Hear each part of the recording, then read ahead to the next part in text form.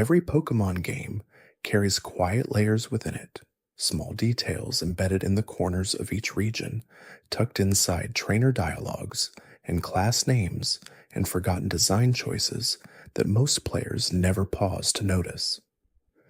Across every generation, the trainer classes that line the routes and fill the gyms and populate the towers carry stories of their own, stories that speak to design decisions, cultural references, and moments of strange, gentle world building that reward those who take time to look closely.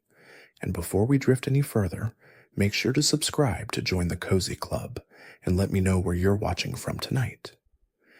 There is something quietly fascinating about the way Pokémon trainer classes are organized, the way each one suggests a personality before a single word is spoken, the way a class name carries weight and history that extends well beyond what the games ever make explicit. The trainer classes of the Pokémon world are not just visual shortcuts or mechanical categories. They are small windows into a much larger world, one where every character, no matter how minor, seems to carry a story just beneath the surface. And as we settle in tonight and let the details of that world wash over us slowly, it becomes clear that the trainer class system is one of the richest and most quietly detailed aspects of the entire series.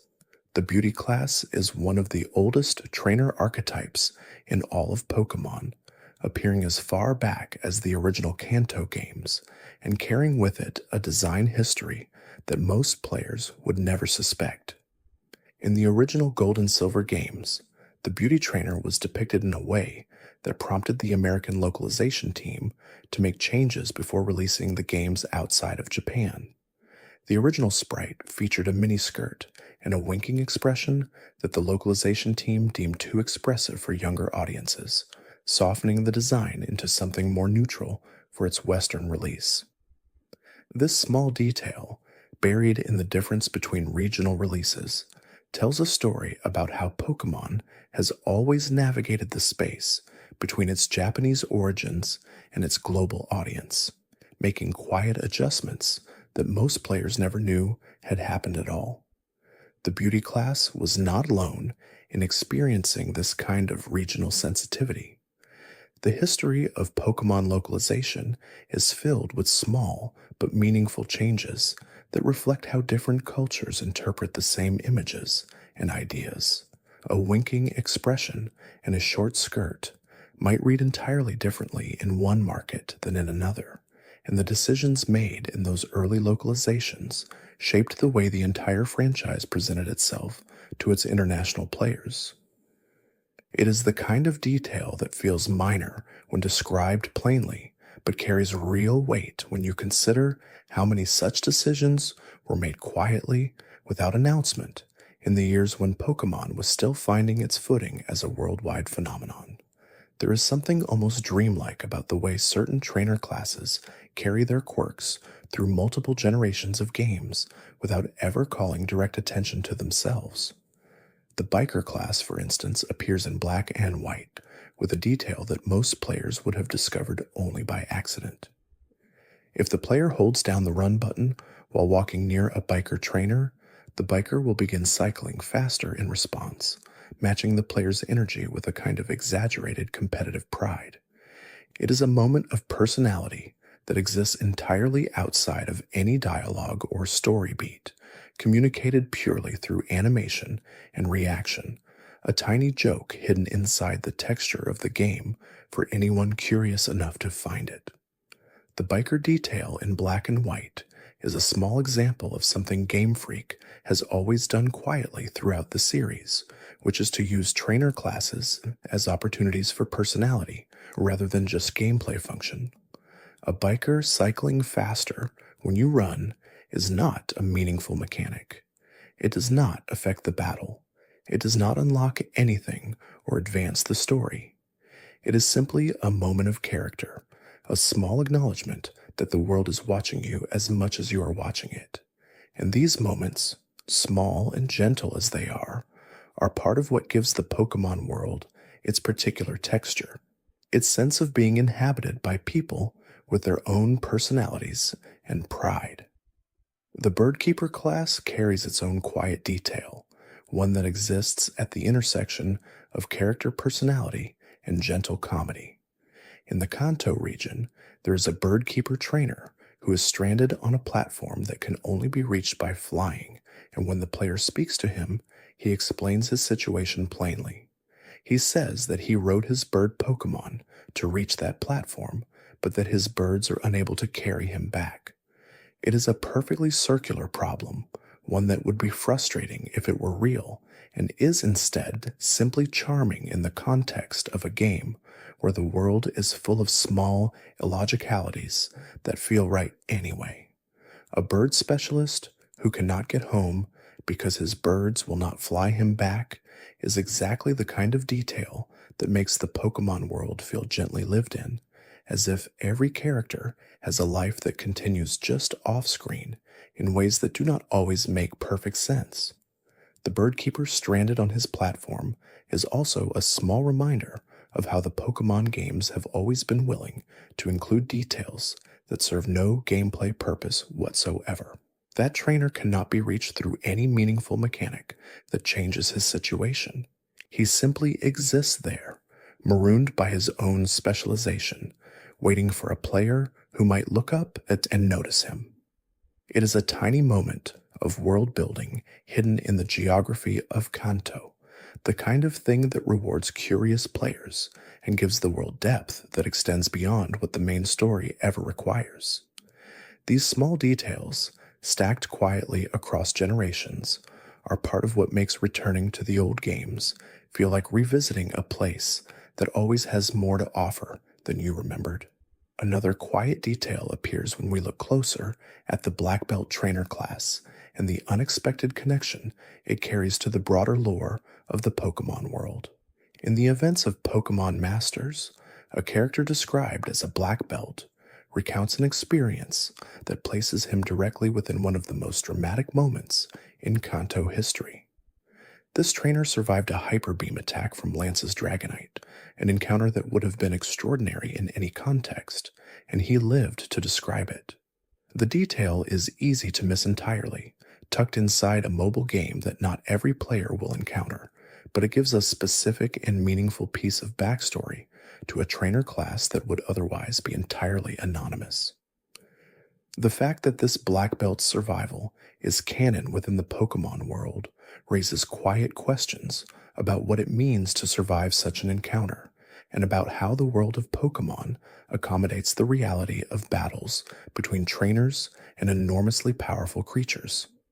The games have always treated Pokemon battles as fundamentally safe for their participants, both human and Pokemon alike,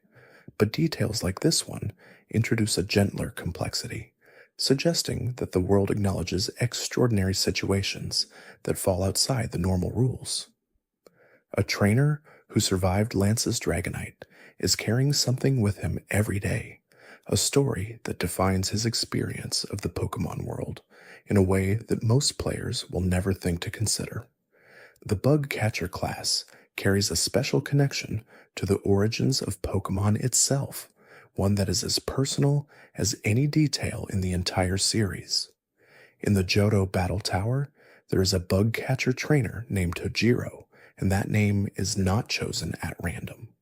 It is a reference to the creator of Pokemon, Satoshi Tajiri, whose childhood hobby of catching bugs in the countryside near his home in Tokyo inspired the entire concept behind the franchise. Tajiri grew up in an era when the fields and streams near his neighborhood were still full of insects and small creatures, and the experience of hunting for them, of discovering them in unexpected places and carrying them home, became the emotional core around which all of Pokemon was eventually built. The bug catcher named Tojiro in the Battle Tower is one of the gentlest pieces of tribute in the entire series, a quiet acknowledgement of where everything began. Most players who encounter that trainer will never know what they are looking at. They will see a bug catcher with a familiar type specialty and move on without a second thought. But buried inside that ordinary encounter is a thread that connects directly back to a child in the suburbs of Tokyo, kneeling in the grass to look at something small and alive and feeling the beginning of an idea that would eventually become one of the most beloved franchises in the history of entertainment. It is a small detail that carries enormous weight for those who know where to find it. The burglar trainer class carries with it a cultural reference that most Western players would have no framework to recognize, one that connects a Pokémon trainer archetype to a specific criminal strategy unique to Japanese cities. In the Japanese version of the games, the burglar trainer class is called the post-fire burglar, a name that refers directly to a technique where criminals trigger fire alarms in buildings to cause evacuations, then use the confusion to rob the emptied spaces. This specific cultural reference explains something about the burglar trainer class that the English version never makes explicit, which is that these trainers predominantly carry fire-type Pokémon and Pokémon like coughing that can generate smoke, not because of random type assignment, but because those choices reflect the actual methodology their trainer class represents. The post-fire burglar detail is a beautiful example of how much meaning can be compressed into a trainer class design, and how much of that meaning can be invisible to players who are not embedded in the same cultural context as the designers. The fire-type specialization of the burglar class, which might read as simple aesthetic flavor in the English version, is actually a precise piece of character logic in the original Japanese, where every element of the design speaks to a coherent backstory. These kinds of deeply embedded cultural references appear throughout the Pokémon series, most of them invisible to international audiences, all of them evidence of a design process that thought carefully about who these characters were and where they came from, even when that care would never be fully visible to most of the people playing the game. There was a trainer class called the Channeler, found in Pokémon Tower in the original Kanto games, and the Channeler carried with her a line of dialogue that became one of the most discussed moments in all of early Pokémon history. One of the Channeler trainers in Pokémon Tower would say to the player, with no context or explanation, the words, "Give me your soul." It was a phrase that felt genuinely unsettling in the context of a game aimed at children, sitting as outside the normal register of the cheerful competition and gentle adventure that characterized most of the experience. The line was striking enough that it was changed in the remakes, the Heart Gold and Soul Silver versions of the Johto games, where the same trainer class appears with somewhat gentler dialogue. The Channeler's soul demand in the original games is a small monument to a moment in Pokémon history when the series was still finding its exact tone, still testing where its edges were and what kinds of darkness it could include before the mood shifted in ways that felt wrong. Pokémon Tower itself was always one of the more atmospheric locations in the early games, a place where ghost-type Pokémon gathered and the remains of deceased Pokémon were honored, and the channelers who populated it were meant to suggest something genuinely spiritual and slightly eerie. The "Give Me Your Soul" line pushed that eeriness into territory that most players remembered long after they had left the tower, and its removal in the remakes suggested that someone, eventually, decided it had pushed just a little too far. The Chief Trainer class is one of the more fascinating, unused elements in the history of the series, because it carries within its absence a suggestion about how the story of the original Pokémon games might once have been structured very differently. Chief was an unused trainer class from the original games, and the evidence in the code suggests it was intended for the president of the Sylph Company, the organization whose headquarters forms one of the central set pieces of the Kanto narrative. If the president of Sylph had his own unique trainer class, it suggests that at some point in development, there was a plan for the player to battle him directly, which in turn suggests that the role Giovanni eventually filled as the primary antagonist might once have been imagined differently, with the Sylph President as a possible alternative focal point for the conflict. The chief class detail invites a quiet meditation on the roads not taken in game development, the design decisions that happened and unhappened in the spaces between concept and release. A Pokémon game where the president of Sylph Company was a significant battler, perhaps even a villain, would have been a subtly different experience from the one players actually received. It is impossible to know exactly what the designers intended, but the presence of an unused trainer class with a specific intended character attached to it suggests that at some stage that version of the story was real enough to be coded, even if it never made it past the development files. These kinds of traces, small and ambiguous as they are part of what makes the history of Pokémon so quietly fascinating to explore. Another quiet detail appears when we look closer at the Ace Trainer class and the specific tribute it carries in the Generation 3 remakes. In the Omega Ruby and Alpha Sapphire games, on Route 225, there's an Ace Trainer who uses a Tropius stored inside a Cherish Ball. The Cherish Ball is not a standard item available to players through normal gameplay. It is a ball associated exclusively with event distributions, used by the official Pokémon Company to distribute special Pokémon through limited time events. This particular Ace Trainer's Tropius is a direct reference to the shiny Tropius that was the very first Pokémon ever distributed to players inside a Cherish Ball, making the trainer's team a quiet historical monument to the beginning of the event distribution system. What makes this detail particularly interesting is the implication it carries for the canon of the Pokémon world.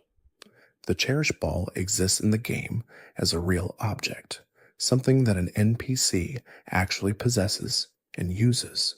It is not a display item or a reference that exists only in the game's code. It is a functional element of that trainer's team, which means that within the logic of the Pokémon world, Cherish Balls are real objects that real trainers can actually obtain and use. The Ace Trainer with the Tropius is, to the best of most players' knowledge, the only NPC in the entire main series to have a Pokémon stored inside a Cherish Ball, making them an exceptionally rare and quietly significant piece of the game's history.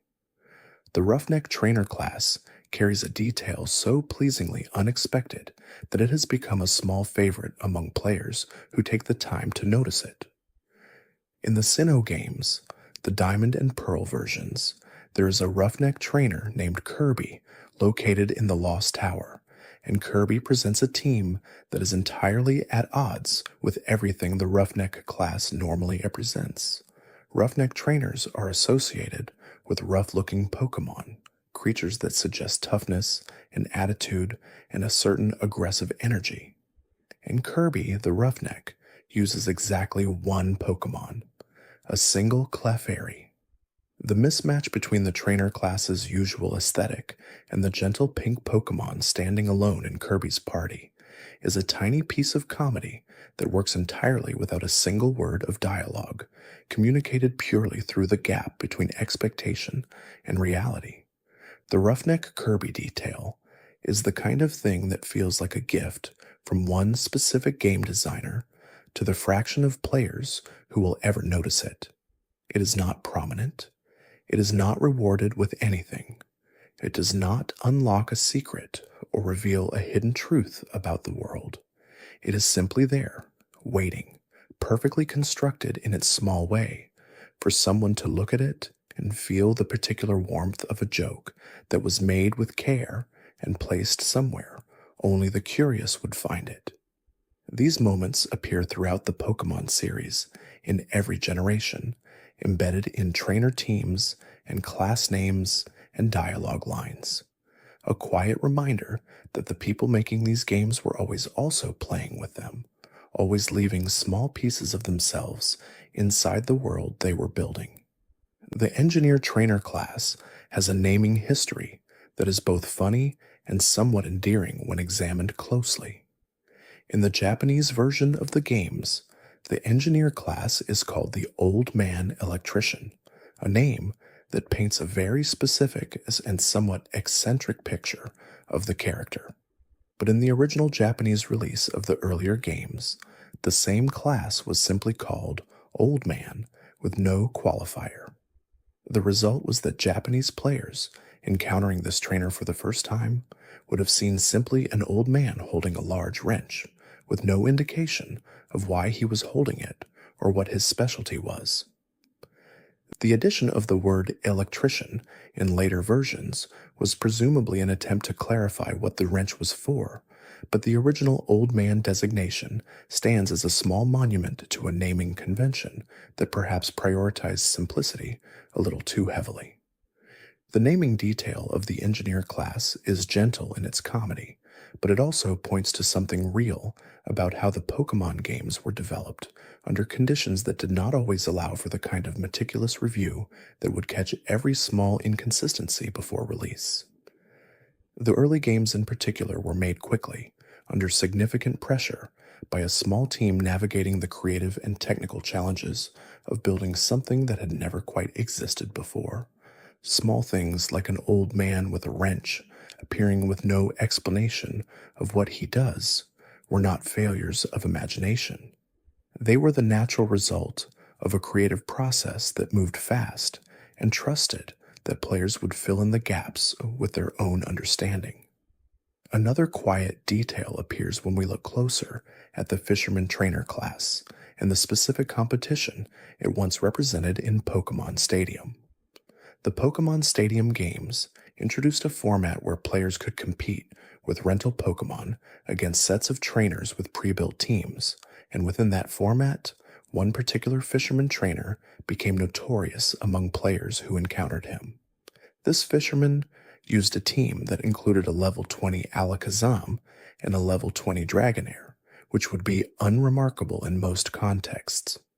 But Pokémon Stadium's Little Cup competition imposed a strict level cap of 15 on all participating Pokémon, which meant the fisherman's team was operating 5 full levels above the maximum that players were allowed to reach.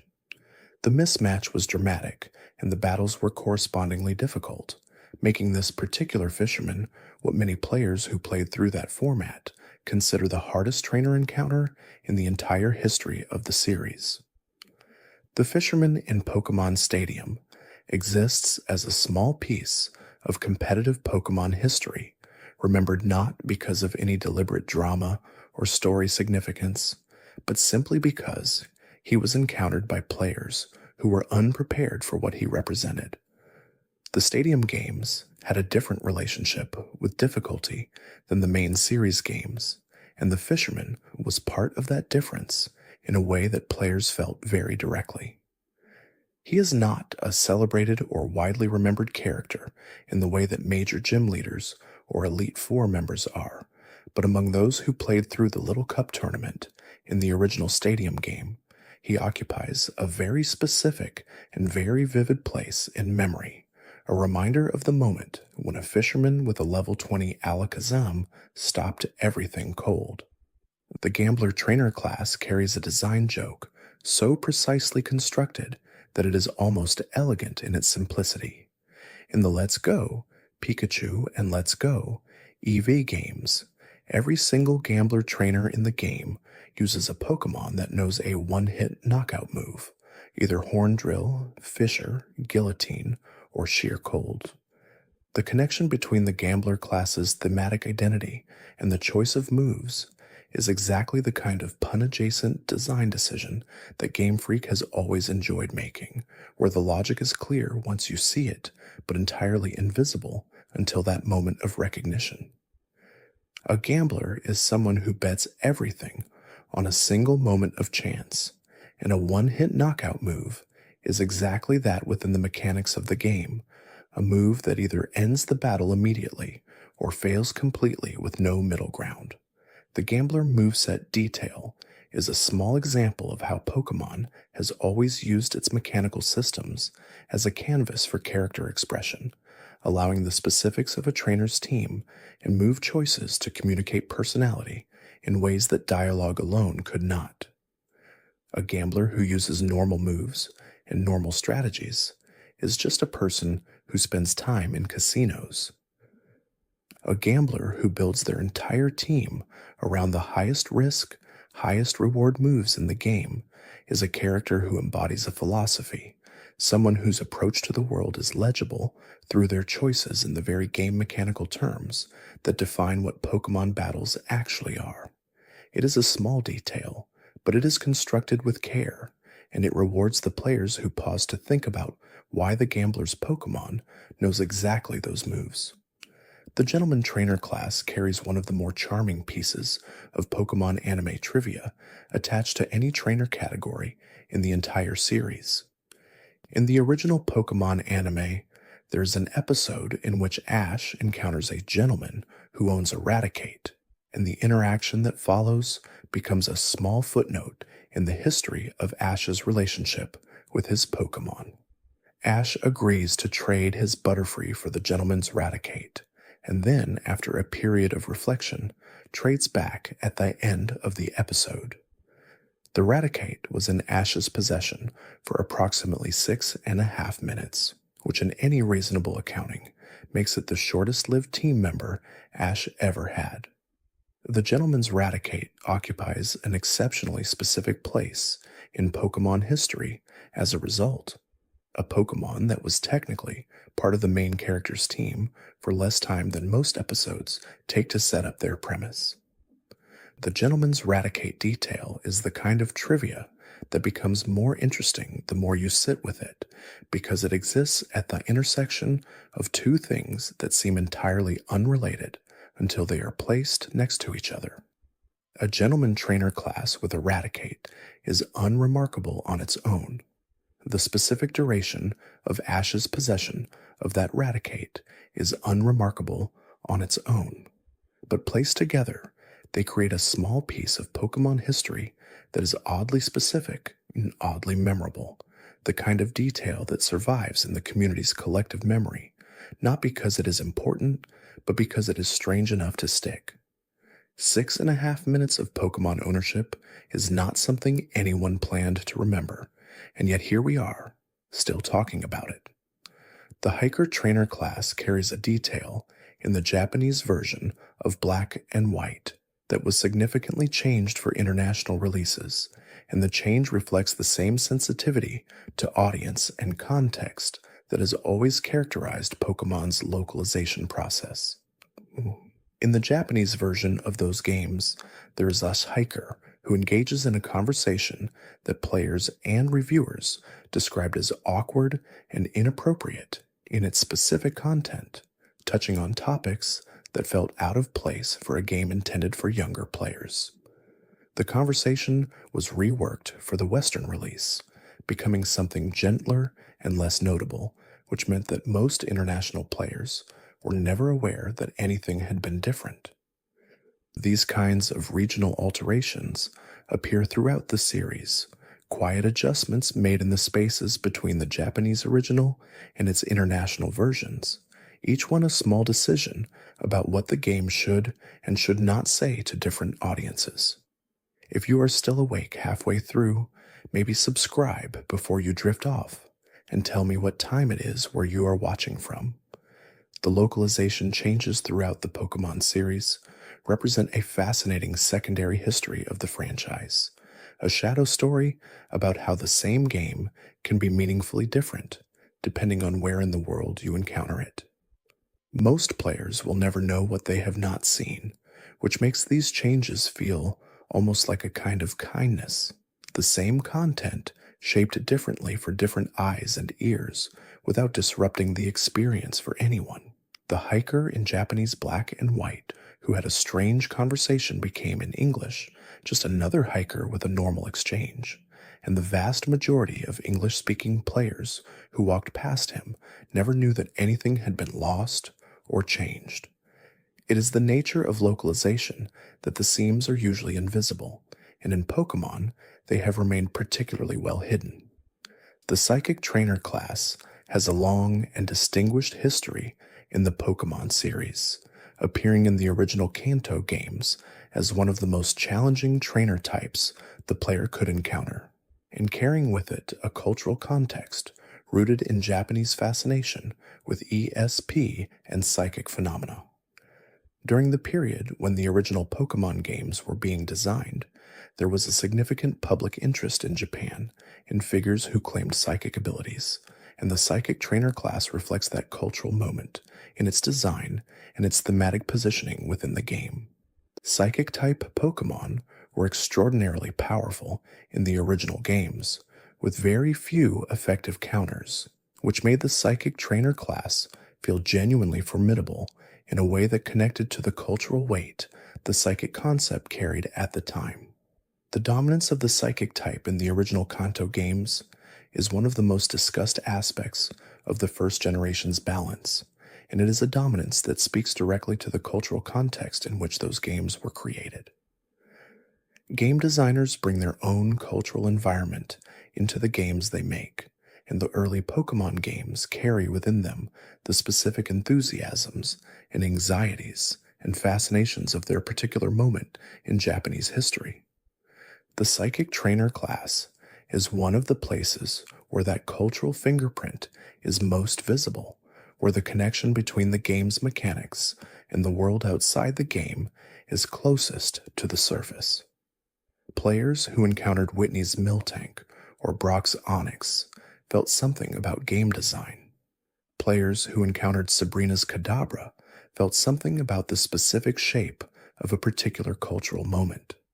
The Sailor Trainer class has appeared throughout the series in a variety of forms, and in the Johto games specifically, the Sailor Trainers occupy the routes around the southern ports and the waters between Olivine City and Cianwood, giving them a geographical specificity that connects their class to the literal world they inhabit.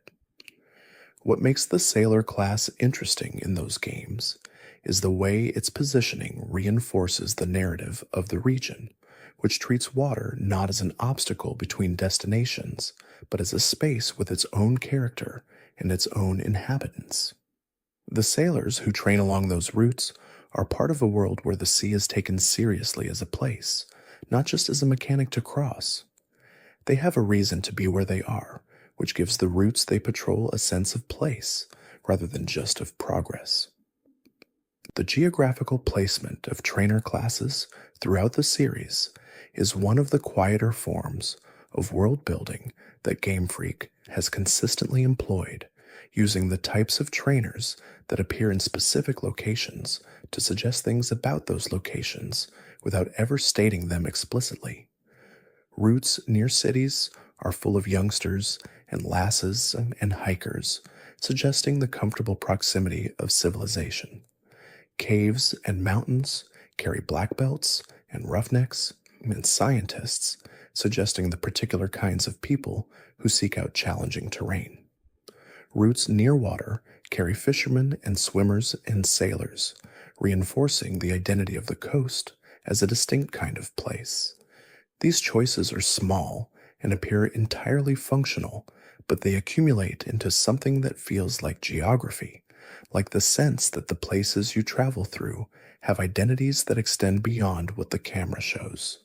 The swimmer trainer class carries a detail that is small and specific and perhaps slightly embarrassing in retrospect, which is that female swimmer trainers in the original Kanto and Johto games were depicted with hidden Pokeball storage that raised questions about the practicality of swimwear design. The visual logic of where a swimmer in a bikini would store their Pokeballs is not something the games ever address explicitly, but it is a question that players have noticed and discussed throughout the years, generating a particular kind of gentle absurdity that fits comfortably within the broader tradition of Pokémon players, noticing small details that the games never intended to explain. The swimmer class is a reminder that the Pokémon world operates on a consistent logic that does not always translate cleanly into the physical specifics of what its characters are actually wearing. The Pokémon world's relationship with the physical practicalities of being a trainer is one of its most quietly charming features, a space where the game's logic and real-world logic diverge in ways that are harmless and often amusing. A trainer in a swimsuit, with nowhere visible to store their equipment, is just one example of a broader category of details that includes 10-year-olds traveling alone across dangerous wilderness, gym leaders who spend their entire lives waiting in a single building for challengers, and bicycle riders who somehow cover enormous distances faster than children who are also apparently running at full speed.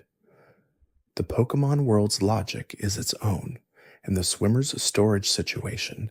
is simply one small expression of the gap between that logic and the physics of the world the player inhabits. The Rich Boy and Lady Trainer classes occupy a specific corner of the Pokemon world that carries its own internal logic about how wealth and Pokemon training intersect. Rich Boy trainers are consistently described and depicted as young trainers from wealthy families who view Pokemon battling as one of many leisure activities available to them, rather than as a primary calling or serious pursuit. This casual relationship with training reflects something about how the Pokemon world's class system works, where access to powerful Pokemon can be a function of money as much as skill, but where the trainers who truly excel are always those who have made a genuine commitment to the craft, regardless of their financial background. The Rich Boy class also carries a specific in-game mechanic that reflects its thematic identity, which is that Rich Boy trainers award unusually high prize money when defeated in battle. The Pokemon games have always used prize money as both a gameplay resource and a soft commentary on the characters awarding it, and Rich Boy trainers giving more money than their battling skill might suggest they are worth is a small piece of economic characterization. A rich boy who gives 5 times the usual prize money is communicating something about himself through the transaction, a willingness to spend money to make the loss feel like less of a loss, or simply an unconscious demonstration of wealth that he has never needed to think carefully about. The detail is small, but it is consistent, and consistency is its own kind of meaning. The Pokemon fan club chairman, whose trainer class in some games is simply listed as Pokemon fan, represents one of the more eccentric, recurring characters in the series, appearing in multiple regions with the same basic identity. A person deeply and somewhat uncontrollably enthusiastic about Pokemon to a degree that exceeds ordinary passion and approaches something closer to devotion.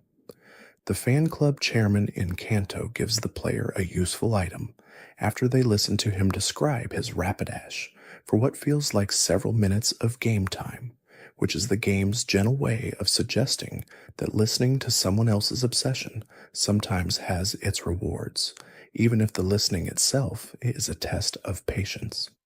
The fan club chairman is a recurring character type in the series, rather than a recurring individual, appearing in different regions with the same intensity and the same function, a monument to enthusiasm, untethered from competitiveness. The Pokemon fan trainer class also appears in the context of the black belt trainer who survived Lance's Dragonite, because the account of that survival was shared specifically with a Pokemon fan trainer during the events of Pokemon Masters. This detail creates a quiet link between two trainer classes that would seem to have nothing to do with each other, suggesting that the world of Pokemon is full of unexpected connections between its characters, relationships that develop off-screen and in the spaces between the games, in a shared world that is larger than any single player's experience of it. The black belt who survived a Dragonite's Hyper Beam, telling his story to a Pokemon fan, is a small but genuinely interesting piece of how the broader Pokemon universe has expanded beyond the main series games to accommodate stories that those games never had room to tell. The youngster class is perhaps the most fundamental trainer type in all of Pokemon, the archetype against which all other trainer classes are implicitly measured, and it carries within it a small joke that has become one of the most beloved pieces of Pokemon fan culture in the history of the series. The youngster in the original games who challenges the player and announces that his Rattata is in the top percentage of all Rattata has become an almost mythological figure in the Pokemon community, a character whose statement about his Pokemon's relative quality is technically meaningless in any practical sense, but has taken on a life far beyond what the game's designers could possibly have anticipated. A Rattata in the top percentage of all Rattata is still a Rattata, and yet somehow that qualifier transforms the ordinary into something worthy of celebration, which is itself a perfect small encapsulation of what Pokemon has always been about. The youngster's Rattata detail is also interesting because it touches on something real about how competitive ranking works in the Pokemon world, where the relative quality of a Pokemon's statistics can genuinely place it in a higher tier of competitive viability than another member of the same species. A Rattata with perfect individual values is genuinely different from a Rattata without them, in ways that are meaningful to players who engage seriously with the game's competitive layer. The youngster's pride in his Rattata's top percentage status may be from a certain angle entirely justified. He may simply be a young trainer who understands the mathematics of Pokemon quality better than his age might suggest, or he may be a child who is very proud of a Rattata, which is equally valid and considerably more charming. The last trainer class has been present since the very beginning of the series, and like the youngster, she represents a kind of baseline human character against which the more exotic trainer classes are implicitly contrasted. Last trainers typically use Pokemon that reflect a certain gentleness or prettiness, species like Clefairy and Snubbull and Marill, and their dialogue tends toward the cheerful and uncomplicated, offering straightforward statements about wanting to be friends or admiring the player's journey. What is interesting about the lass as a long-running character type is how stable she has remained across generations that have otherwise changed significantly. The world of Pokemon has expanded in countless directions since the original Kanto games, but the lass on her route, with her fairy-type adjacents and her friendly demeanor, has remained a consistent and reassuring presence, a piece of the series' original texture that has not been significantly reimagined or complicated. The stability of certain trainer classes across the entire span of the series is itself a form of world-building, a quiet communication that some things in the Pokemon world remain constant even as everything else changes. The lass has been standing on her roots since 1996, and she will presumably be standing there as long as there are Pokemon games to stand in. There is something gently comforting about that, about a character type that does not need to be updated or reimagined to remain perfectly appropriate to the world she inhabits. The lass is not a monument to nostalgia. She is simply a consistent expression of a kind of person who exists in every generation of the Pokemon world, a person who trains Pokemon with warmth and without ambition, who wants to battle and then to talk about how nice the day is, and who does not need to be more than that to matter. The Juggler Trainer class represents one of the more specifically visual character concepts in the series, a trainer whose aesthetic is built around the very specific performance tradition of object juggling, and whose Pokemon choices are usually selected to reflect themes of balance, control, and precision. Jugglers in the Kanto games tend toward Pokemon like Drowsy and Hypno and Voltorb, which connect to their class aesthetic in different ways, some through the visual metaphor of spinning objects, and some through the psychological associations of their species. The Juggler is one of the trainer classes that feels most deliberately constructed as a concept rather than as a practical role, a character whose identity is entirely aesthetic and whose Pokemon team is chosen to reflect that aesthetic rather than any particular strategic purpose. The Juggler class also exists as a small reminder of how the original Kanto games were built around a vision of the human world that felt genuinely diverse in its occupations and interests. Kanto's trainer population includes jugglers and punks, and scientists, and channelers, and bird keepers, and fishermen.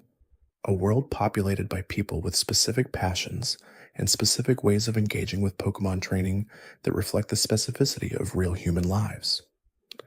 Later games would expand and diversify the trainer class roster significantly, but Kanto's original selection has a particular charm, a sense of a world observed from the outside with curiosity and affection, populated by people whose lives the player can only glimpse in the moment of the battle before the route continues and they disappear behind.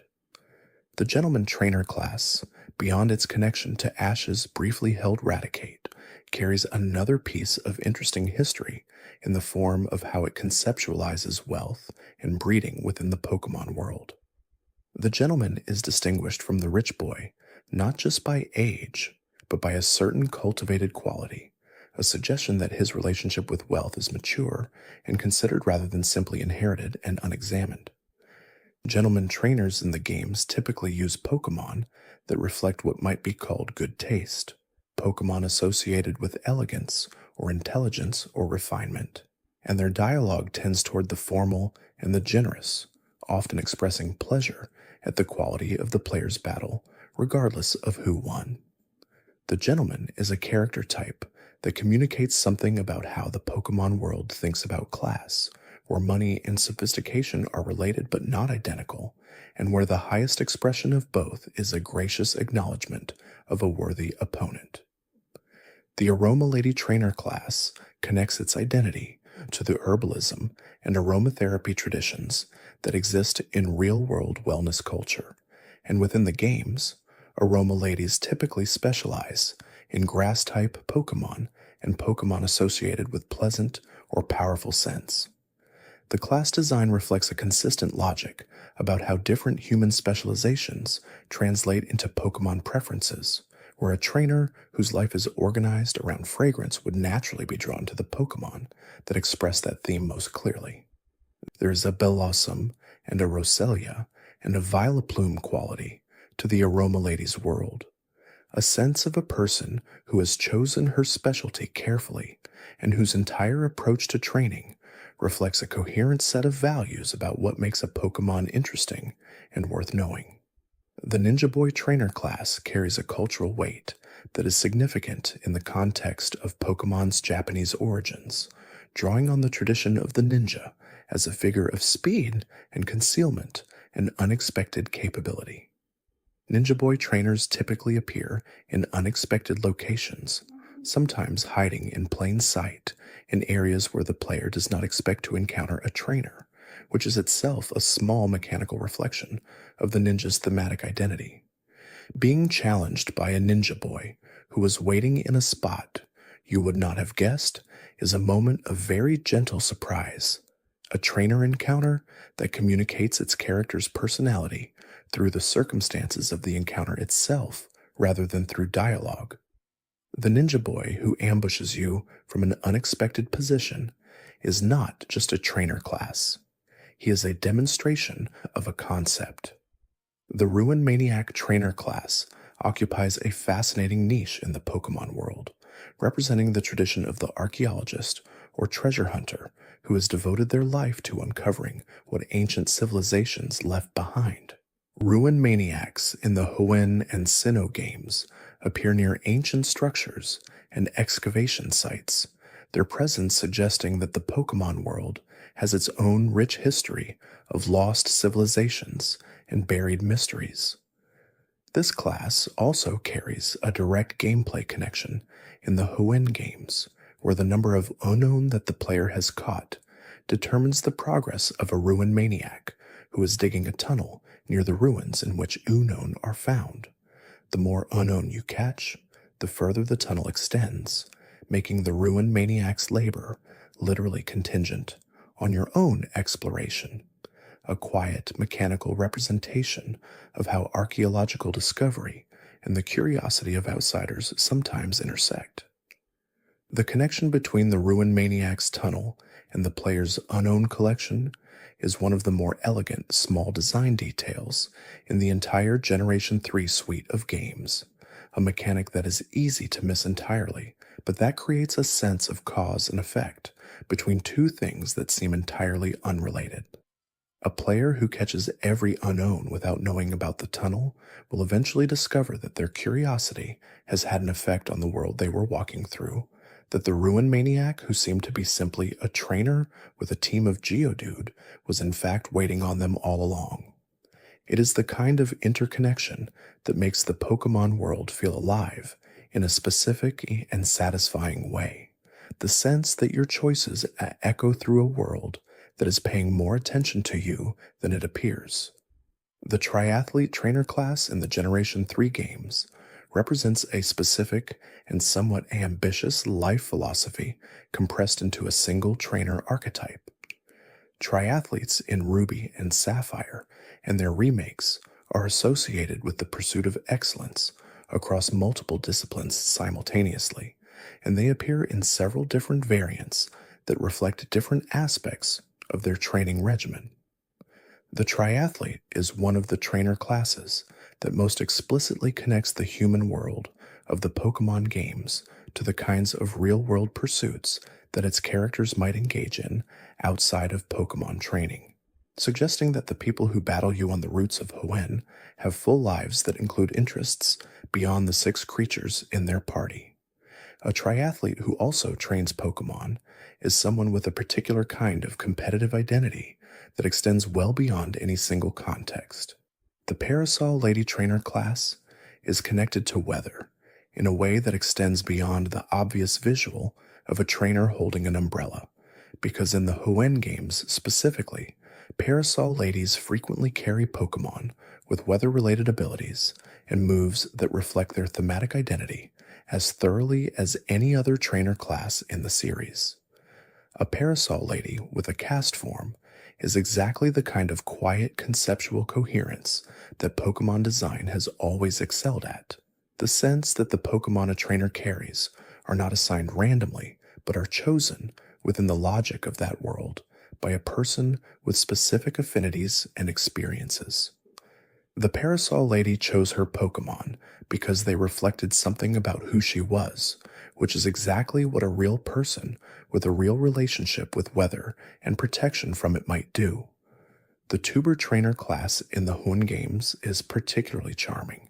because it places the youngest imaginable trainer archetype in the most geographically extreme locations, specifically the vast water routes that stretch across much of the Hoenn region. Tubers are small children floating on inflatable rings, battling from the surface of open water, and their presence in those enormous oceanic routes creates a visual incongruity that the games play entirely straight.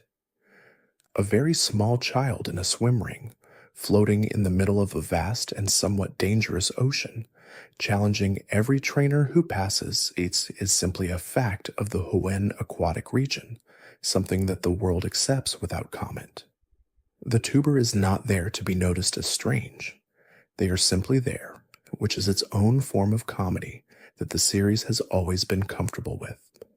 The expert trainer class represents a category that suggests a level of mastery that most of the other non-gym leader trainer classes do not claim.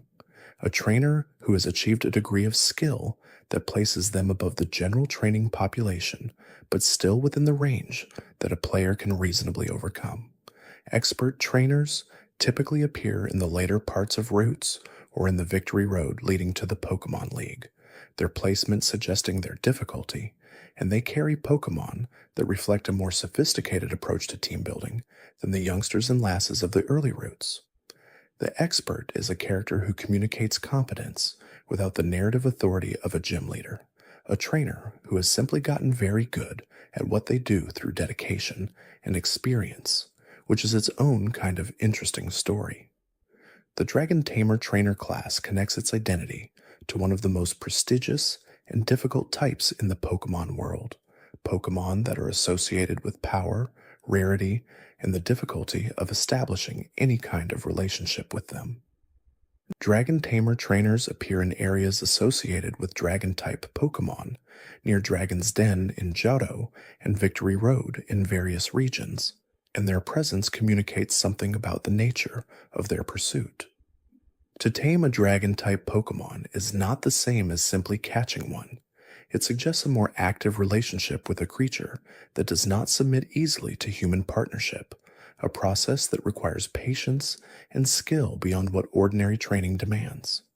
The Dragon Tamer is someone who has chosen the most difficult path available to them and walked it anyway.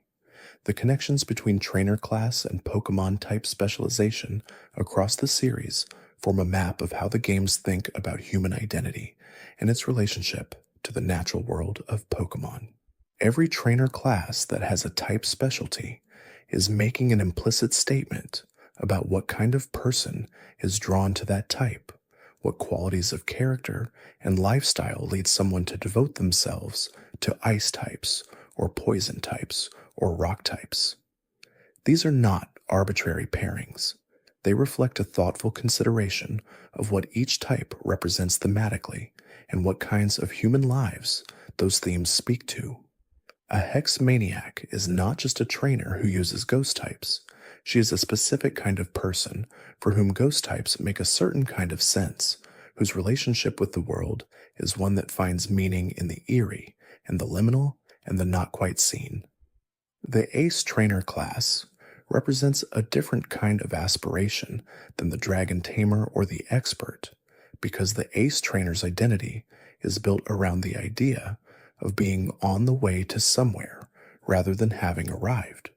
Ace Trainers are skilled but not elite, competitive but not champions, people who take their training seriously and who have developed genuine skill without having yet broken through into the highest levels of the game.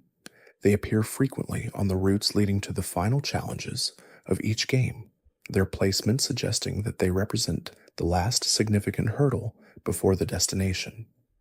An Ace Trainer is someone who knows how good they are, which is considerable, and who has not yet learned how good they are not, which is the very thing that separates an Ace Trainer from a champion. The Veteran Trainer class occupies the space beyond the Ace Trainer, suggesting a trainer who has been doing this for a long time and who has accumulated the kind of knowledge that only comes from years of experience rather than from exceptional natural talent. Veterans appear in endgame areas and post-game challenges, their presence communicating the weight of accumulated effort. A veteran is not someone who trained intensely for a year. A veteran is someone who has been training for a decade, who has seen many champions come and go, who remembers when the regional Pokédex had fewer entries and the competitive scene worked differently.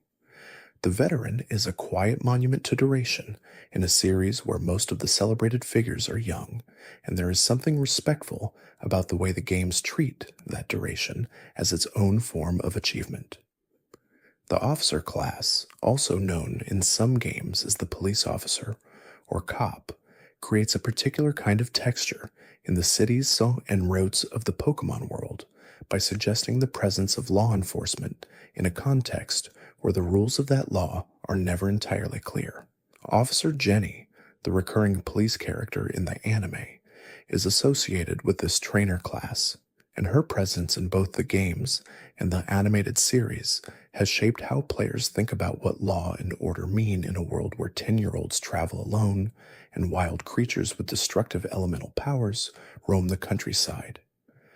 The Officer class in the games typically uses Growlithe and Arcanine, a connection to working dogs that maps the real-world tradition of police canine units onto the logic of the Pokemon world in a way that feels both deliberate and charming.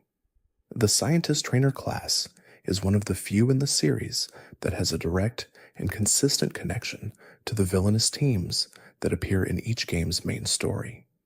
Scientists appear both as neutral trainers on routes and inside facilities, and as members of Team Rocket, Team Magma, Team Aqua, and their equivalents in other generations, which suggests that the Pokemon world's scientific community has a complicated relationship with ethics that the games are quietly comfortable acknowledging. A scientist who works for Team Rocket is a specific kind of person, someone whose pursuit of knowledge has either been corrupted by circumstance or was never entirely innocent to begin with, and the class system's willingness to use the same label for both neutral and villainous versions of that identity is its own small commentary on the ambiguity of expertise. The super nerd trainer class carries within it a particular slice of the 1990s and early 2000s cultural moment in which the early Pokémon games were created, a period when the archetype of the technology-obsessed social misfit was still a relatively common figure in popular entertainment and had not yet been substantially complicated by the mainstream emergence of gaming and internet culture as dominant forces in global society. Super nerd trainers typically use Pokémon associated with technology or science, Magnemites and Voltrobs and the like, and their dialogue tends toward the technically enthusiastic and the socially awkward. They are a product of their cultural moment in a way that some other trainer classes are not, characters who feel specifically located in the era when they were designed. The Fire Breather trainer class in the Johto games is one of the more visually specific archetypes in the series, a trainer whose identity is built around the performance tradition of fire eating and fire breathing, and whose Pokémon team reflects that thematic identity with a consistency that makes the class feel fully realized. Fire Breather trainers use fire-type Pokémon almost exclusively, which is expected, but they also appear in specific locations that connect to their character in ways that go beyond simple type association. Fire breathers in the Johto games appear near circuses and performance venues, suggesting that they are part of a tradition of entertainment rather than simply trainers who happen to like fire. The class communicates a whole life through its placement and its team choices, the life of a performer who has built a partnership with fire-type creatures out of genuine professional necessity. The medium trainer class, which appears in the Japanese version of some games, in forms that do not always translate cleanly into the English localizations, represents the tradition of spiritual mediation and communication with the supernatural that has a long history in Japanese religious and folk culture. Medium trainers typically use ghost-type Pokémon and appear near locations associated with spiritual significance, placing them within the Pokémon world's broader acknowledgement that the boundary between the living and the dead is something that its universe treats as permeable and significant. The medium is a character who has dedicated themselves to working with that boundary, who has developed a relationship with Pokémon that live in the space between what is visible and what is not, and whose presence in the game communicates something about how the world thinks about the relationship between life, death, and the creatures that navigate between them. The Double Team Trainer class, which appears in some of the later games as part of the 2-on-2 battle format, represents the game's acknowledgement that Pokémon battling has evolved beyond the simple one-on-one encounters of the original games into a more complex and social activity. Double Team Trainers are pairs of trainers who battle together using their combined Pokémon in ways that require coordination and communication, and the existence of a trainer class specifically designed for this format suggests that the world of Pokémon has developed its own culture around double battles as a distinct discipline with its own enthusiasts and practitioners. The Double Team Trainer is not just a mechanical variation. They are a community of people who have found in this particular format a way of battling that reflects something specific about how they want to engage with the world. The Veteran Trainer class in the post-game areas of the more recent Pokémon games often carries Pokémon with unusual movesets or held items that suggest a level of sophistication in team building that exceeds what most NPC trainers demonstrate. These veterans have clearly thought about their teams in ways that go beyond simple type coverage, considering specific interactions and strategies that would only occur to someone who had been thinking carefully about Pokémon battles for a very long time, Encountering a veteran who has built a team around a specific strategy is one of the moments in the post game where the games acknowledge that mastery exists on a spectrum, that there are people in this world who have devoted serious thought and time to understanding Pokemon at a level that even skilled players have not yet reached. The Pokemon Ranger Trainer class connects to the broader Pokemon Ranger spin-off game franchise, where Rangers use a capture device called the Capture Styler rather than Pokeball to form temporary bonds with wild Pokemon for the purpose of protecting ecosystems and helping those in need. Pokemon Rangers who appeared in the main series games are therefore characters with a different philosophical relationship to Pokemon training than ordinary trainers, people whose entire approach to Pokemon is built around the idea that Pokemon are part of nature rather than partners to be permanently collected. The Ranger's presence in the main series games creates a quiet dialogue between different philosophies of Pokemon relationship, a suggestion that the world contains multiple valid ways of thinking about what it means to share the world with these creatures. The Clerk Trainer class, which appears in some of the later games as part of the office worker aesthetic of certain urban areas, represents a different kind of human life than most trainer classes suggest, the life of a person whose primary identity is professional rather than defined by their Pokemon training. Clerk trainers typically appeared in business districts and commercial areas, and their presence communicates something about how Pokemon training fits into the larger world of adult professional life, in a universe where having a team of Pokemon is presumably not incompatible with holding down a desk job.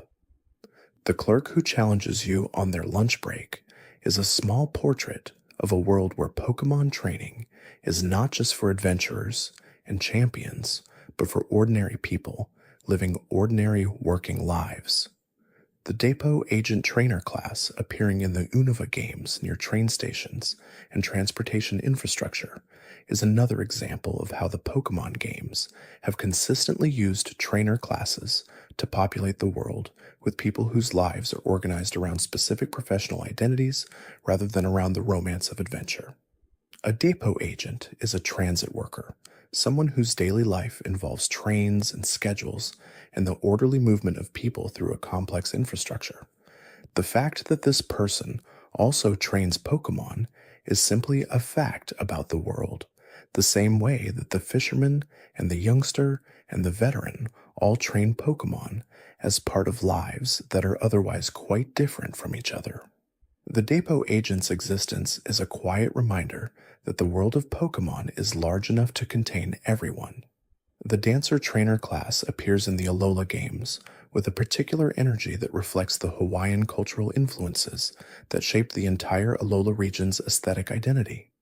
Dancers in Sun and Moon use Pokemon associated with movement and grace, and their dialogue tends toward the passionate and the expressive, suggesting people for whom battle and performance are not entirely separate activities. The dancer class connects to the broader tradition of hula and other Hawaiian performance arts, giving the class a cultural specificity that connects it to the real world in ways that require some awareness of that cultural context to fully appreciate. Like many of the trainer classes in the Alola games, the dancer reflects the region's commitment to being somewhere specific rather than a generic fantasy world, a place with genuine cultural weight that shapes every aspect of its population. The veteran trainer's relationship to the larger narrative of the Pokemon world is worth considering one more time, because there is something genuinely interesting about what a veteran's presence in the later stages of each game communicates about how the world thinks about age and experience and the passage of time. The champions and gym leaders and Elite Four members who define the pinnacle of official competitive achievement in each region are typically not veterans in the game mechanical sense. They are extraordinary individuals, often young, whose talent and story have elevated them to positions of institutional recognition. The veterans who appear in the high-level areas of the post-game are something different, people who are very good without being exceptional, who have persisted without becoming legends, who represent a kind of quiet mastery that the world of Pokemon rarely celebrates but always contains.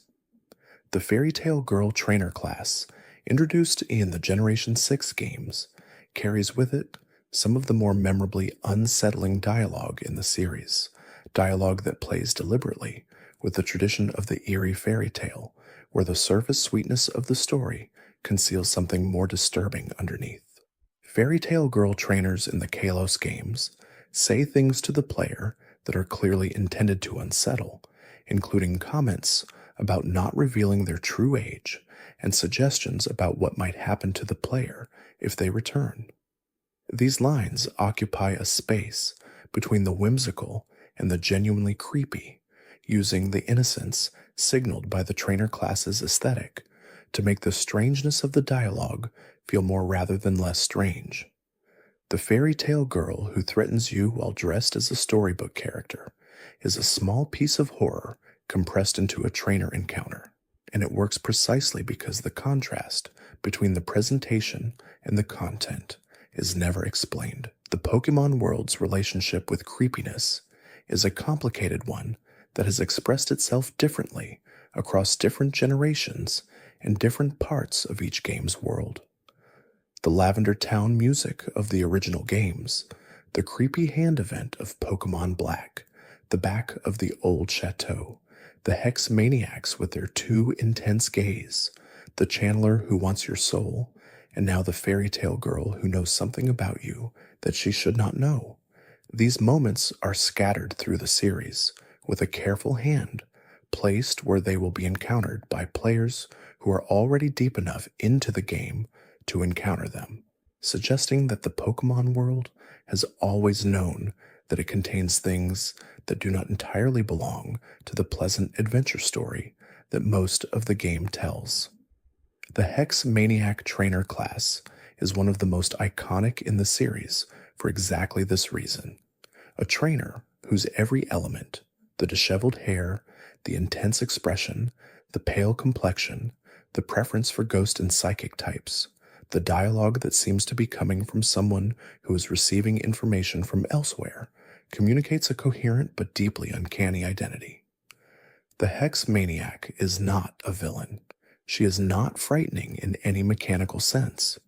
but she is consistently, persistently strange in ways that accumulate across the encounters the player has with her,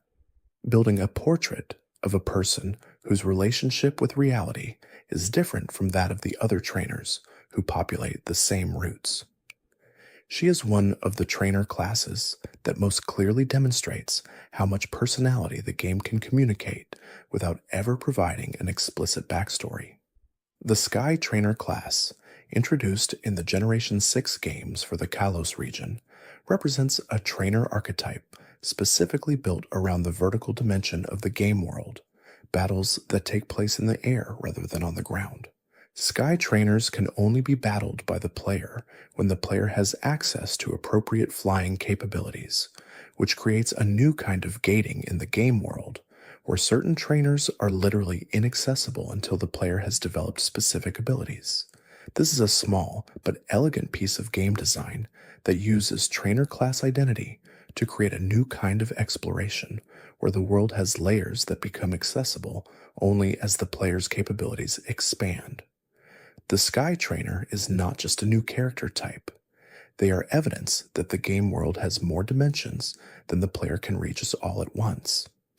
The Sky Trainer School is located in a town in Kalos that also serves as the hometown of a prominent character in the Pokemon Adventures manga, a character with aspirations to become a Sky Trainer herself. This connection between the game world and the manga world is a small example of how the different branches of the Pokemon franchise have always maintained a dialogue with each other, where details from one medium appear as references in another, creating a web of connections that rewards players who engage with the franchise across its different forms. A location that is simply a school in the game becomes something slightly richer when you know that a specific character from another version of the story grew up there, that the place has a meaning that extends beyond what any single medium can fully express. The Battle Legend Trainer class is one of the most exclusive in the entire series, containing exactly 2 members across all of the games in which it appears. Red and Blue, the protagonists of the original Kanto games, who have grown into legendary figures in the larger Pokémon world, hold this class designation in the Sun and Moon games, where they appear as high-level opponents in the post-game battle tree facility. The fact that Red and Blue are approximately 18 years old during the events of Sun and Moon, as suggested by in-game details, places their trainer class in an interesting temporal context.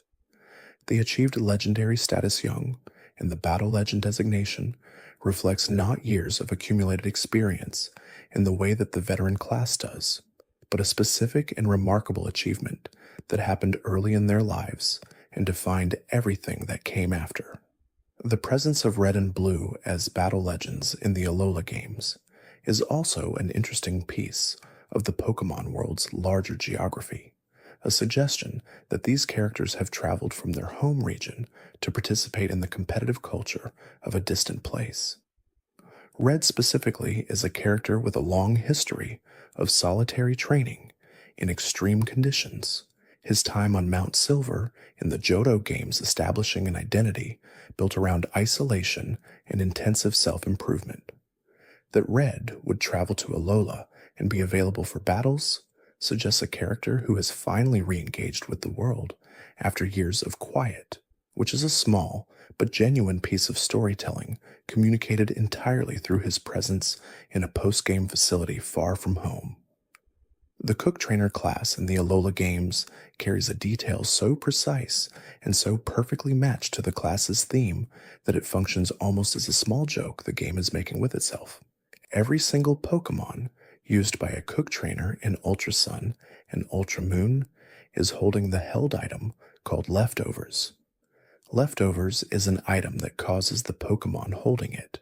to gradually recover health over the course of a battle, and it is named for the food scraps that are left over after a meal. The fact that every Cook's Pokémon is holding leftovers is both mechanically consistent, since Cooks might be expected to have extra food around, and thematically perfect, because it is exactly the kind of joke that requires you to know both what a cook does and what leftovers are before the joke becomes visible, and then it becomes impossible not to appreciate the care that went into placing it there. The Pokémon Center Lady's connection to the player character's mother in Black and White 2 is one of the more quietly moving details in the history of the series, a piece of backstory for a character who in most games exists purely as a functional presence, someone who heals your Pokémon and says something pleasant and represents the comforting reliability of the game's save points. The revelation that the player's mother in Black and White 2 was previously a Pokémon Center Lady in Nimbasa City, before the events of the game, transforms the generic figure of the Pokémon Center attendant into something more specific. Every Pokémon Center Lady the player encounters in those games could, theoretically, have been someone's parent before they were anything else. The detail makes the world feel slightly more continuous and slightly more human than it usually does. The Sightseer Trainer class carries the distinction of being associated with the only NPC trainer in the main series games who possesses a shiny Pokémon on their team. Sightseer Marcus, found inside the Pokémon Center in Seafolk Village in the Alola games, has a shiny Pokémon as part of his team, making him an exceptionally rare figure in a series where shiny Pokémon in the hands of NPC trainers are essentially non-existent. The placement of this detail inside a Pokémon Center, which is typically the most reliable and least surprising space in any Pokémon game, makes it even more notable. The Pokémon Center is where you go to rest and recover, not where you go to encounter something unusual, which means that Sightseer Marcus is the exception that proves the rule about what Pokémon Centers are for. The Karate Master Trainer class occupies a specific place in the hierarchy of training achievement implied by the series, because the only person who holds this class designation is a character who was the original gym leader of Saffron City before Sabrina built her gym and took over. This detail, revealed in the game's dialogue, places the Karate Master class in a position of interesting historical poignancy. This character was once a gym leader, which is one of the most prestigious positions available to a trainer in the Pokémon world. But he lost that position to someone with a different type specialty when the city's training culture shifted in Sabrina's direction. Now he is a Karate Master, which is a class that exists just below the gym leader designation in the game's implicit hierarchy, a reminder of what he once was and is no longer. The Worker Trainer class carries with it a history that spans the divide between the main series games and the spin-off games, which is relatively unusual for a trainer class. The Worker first appeared not in any of the main series games, but in Pokémon Colosseum, the console RPG set in the Ori region, and was subsequently integrated into the main series games, where it has appeared regularly since. This history makes the Worker one of the few trainer classes whose origin can be traced to a specific moment of cross-franchise integration, a decision by the people making the games to acknowledge that the spin-off world and the main series world share not just Pokémon, but characters and social types. The Worker who appears in the Sinnoh games carries within his design a lineage that reaches back to the desert region of Or, even if that lineage is invisible to players who did not play the Colosseum games. The Model Trainer class appearing in the Galar games carries a specific visual detail that connects it to the Pokémon world's ecology in a somewhat unsettling but also perfectly logical way. The model trainers in Sword and Shield wear coats that resemble the fur of leopard, which immediately raises questions about how those coats were obtained. The game's narrative provides an answer that is itself slightly uncomfortable, since the two model trainers the player encounters specialize in bug-type Pokémon, leading to the reasonable inference that they used their bug types to defeat Leopard with super effective attacks in order to obtain the fur for their fashion.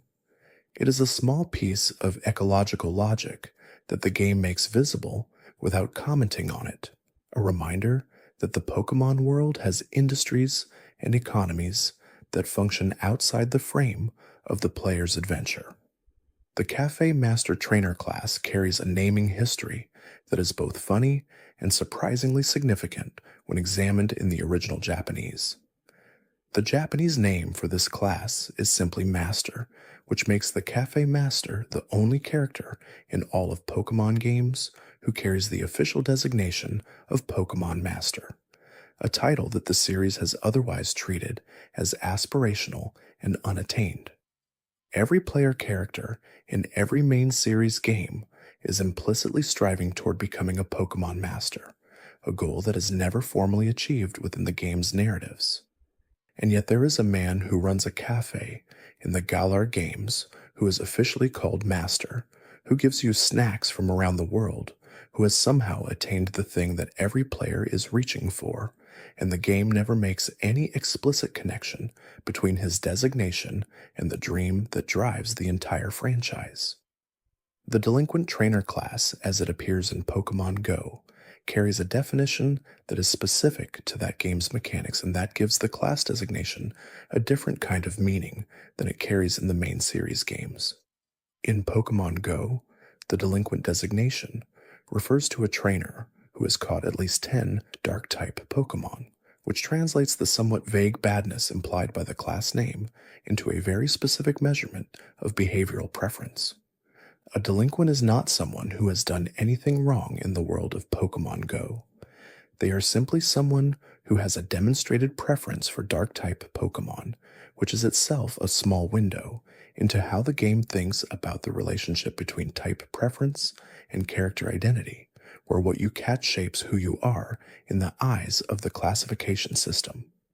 The preschooler trainer class is one of the more interesting character types in terms of the dialogue it sometimes produces, because the combination of extreme youth and access to Pokemon occasionally results in moments of unexpected philosophical depth.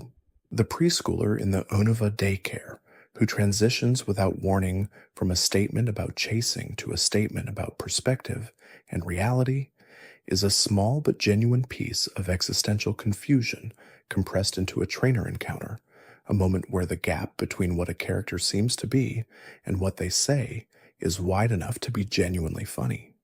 A preschooler who spontaneously channels Aristotle before returning to normal preschooler behavior is a character moment that works because it is entirely unexplained and because the game treats it as completely unremarkable.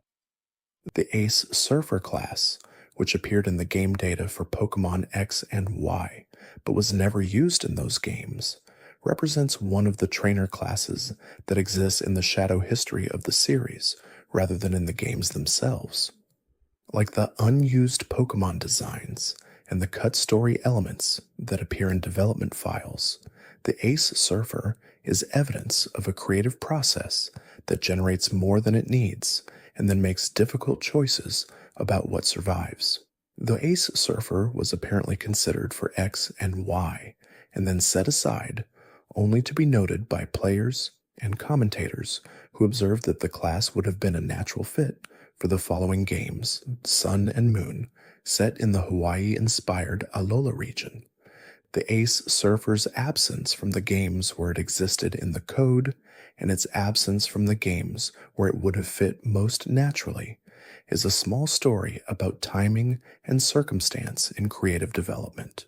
It's thus as we drift a little deeper into this long and gentle survey of Pokemon's trainer classes, it becomes clear that each one is not just a visual category or a mechanical convenience, but a small portrait of a kind of person, a life, a set of values and interests and circumstances that the game communicates through costume and Pokemon type and dialogue and placement in the world. The trainer class system is one of the quieter forms of world building in the entire Pokemon series, so integrated into the basic experience of playing the games that most players never think to examine it explicitly. But when you do, what you find is a world that has been thinking carefully about the full range of human experience for as long as the franchise has existed, populating its routes and gyms and towers with people whose variety reflects the variety of the world the game is trying to imagine. The fairy-like girl, as she has sometimes been called in fan discussions to distinguish her from the official fairy tale girl class name, is a figure that the series has returned to multiple times across multiple generations, always with the same unsettling undertone, the suggestion that she knows something the player does not, that her cheerfulness is covering something that does not resolve into comfort on examination. The class in X and Y is not the only instance of this archetype in Pokemon history. The series has always been comfortable with the idea that some of its characters are looking at the player from a slightly different angle than the other characters, that some of the people in the world are aware of something about the nature of their existence that most characters do not seem to see. The fairy tale girl is one of the places that awareness surfaces most explicitly, wrapped in the visual language of children's stories, but speaking in a register that does not quite belong there. The story of the trainer class system is ultimately the story of how the Pokemon series thinks about the people who inhabit its world, and what it believes about the diversity of human life and its relationship to the creatures that move through it. Every class represents a set of choices about what kinds of people exist in the Pokemon world, what their lives look like, what they care about, and how their relationship with Pokemon expresses something essential about who they are. The bug catcher, who loves insects because a child in Tokyo loved insects. The gentleman whose prize money is always slightly too generous. The roughneck with his single Clefairy. The cook, whose every Pokemon carries leftovers. The veteran who has seen more games than most players will ever play. These are not just characters. They are a map of the ways human beings might relate to a world full of living creatures with their own power and their own nature, each one finding in that relationship something that reflects back at them a version of themselves that makes sense. The psychic trainer who resonates with the mind-reading Pokémon that remind her of her own experience of the world. The dragon tamer who chose the hardest possible path and walks it with pride. The medium who works at the boundary between the living and the dead, and whose Pokémon know that boundary from the inside. Every trainer class is a story about belonging, about finding the Pokémon and the world that fits the particular shape of who you are, and that is a story that the Pokémon series has been telling in the quietest possible way every time a new trainer appears on a new route, since the very beginning. The details of the trainer class system accumulate slowly across the series, across decades of games and anime episodes and spin-off titles, and the collective memory of generations of players who encountered them in different circumstances and at different ages and carried them forward in different ways. The bug catcher named Tajiro, and the roughneck named Kirby, and the cook, whose Pokémon all hold leftovers, are remembered by different people with different levels of intensity and different reasons for the details sticking, but they are all part of the same long, gentle inventory of what the Pokémon world contains when you look at it carefully. And what it contains, when you look carefully enough, is exactly this: a world that cares about its details, that has been building quietly for a very long time, that has more in it than any single player can find in any single playthrough.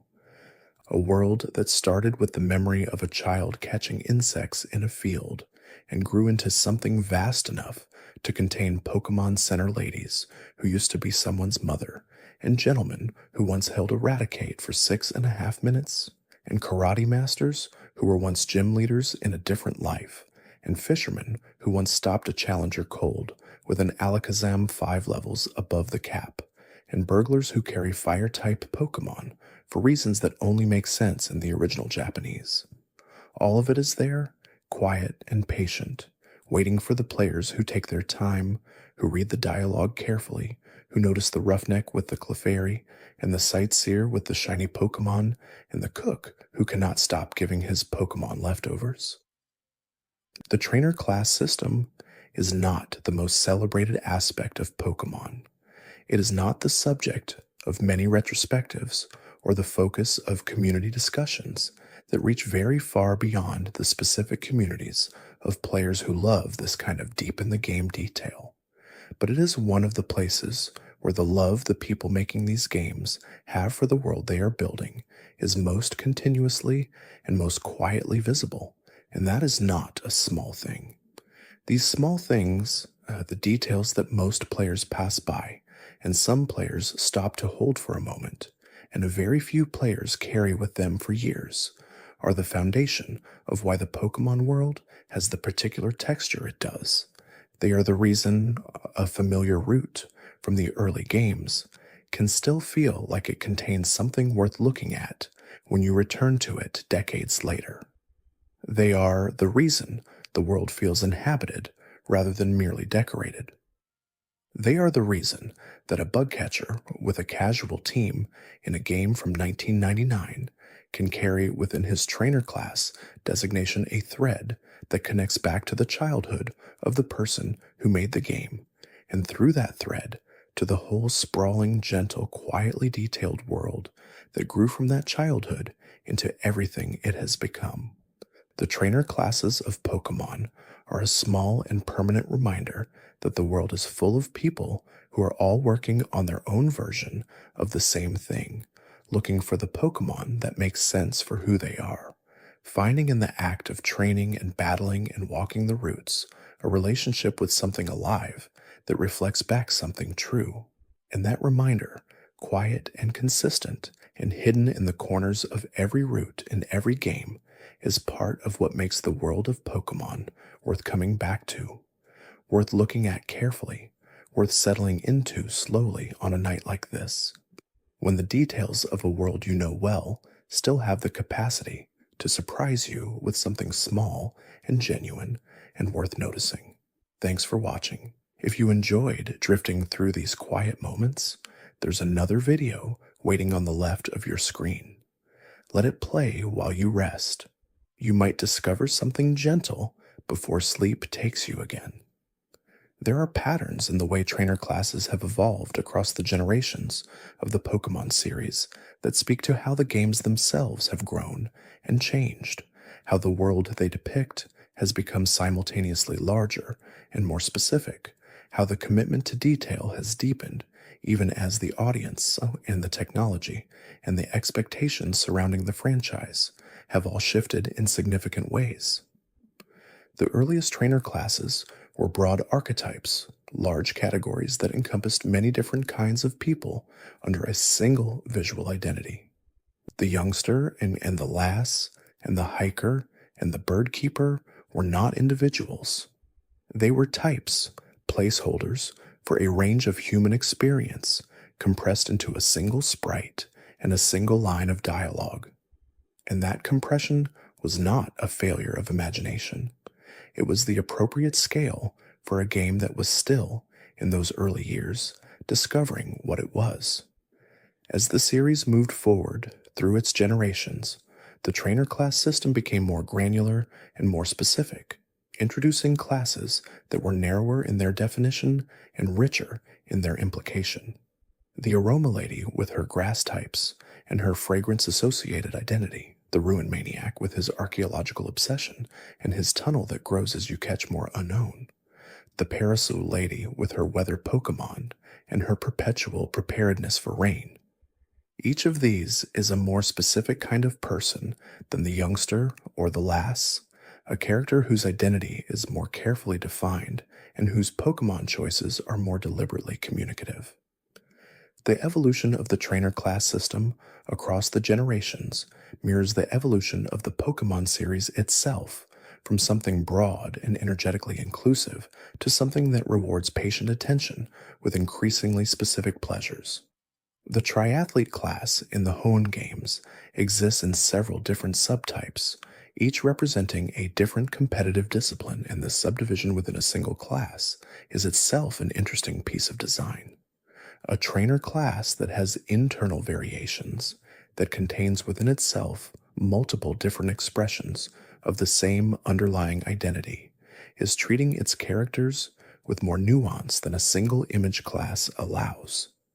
The triathlete who runs is a different person from the triathlete who swims and the triathlete who cycles, even though they share the same class designation, and the game acknowledges this by varying their appearance and sometimes their Pokémon choices to reflect which discipline they pursue. It is a small piece of internal complexity within the class system that does not get much attention, but that rewards players who notice it. The Pokémon world's relationship with sports and athletics is one that the trainer class system has always expressed quietly through classes like the triathlete and the swimmer and the surfer, and later the various battle format specialists who appear in the more recent games. Athletics in the Pokémon world are not entirely separate from Pokémon training. They coexist in the same cultural space, and the people who pursue physical excellence in their own bodies are often also the people who pursue excellence in Pokémon battles, suggesting that the two activities share something in common, perhaps the combination of discipline and adaptability that both require, perhaps simply the culture of competition that surrounds both. The athletic trainer classes are a small piece of world building that suggests the Pokémon world has its own sports culture that is distinct from but adjacent to the culture of Pokémon battling. The school kid trainer class, which appears in some of the games set in regions with more developed educational infrastructure, carries within it a portrait of what childhood looks like in the Pokémon world, specifically the childhood of a young person who is in school rather than on a journey. Not every young person in the Pokémon world sets out at 10 years old to become a trainer. Some of them stay in school, continue their education, participate in extracurricular activities, and encounter trainers who pass through their area on the journey that the school kid has not yet begun. The school kid is a small acknowledgement that the Pokemon world contains multiple valid paths for young people, and that the path taken by every player character is not the only way to grow up in a world full of Pokemon. The collector trainer class, appearing in some of the earlier games, represents a category of trainer whose relationship with Pokemon is defined by completeness rather than competition, by the desire to have one of everything rather than to have the best of anything.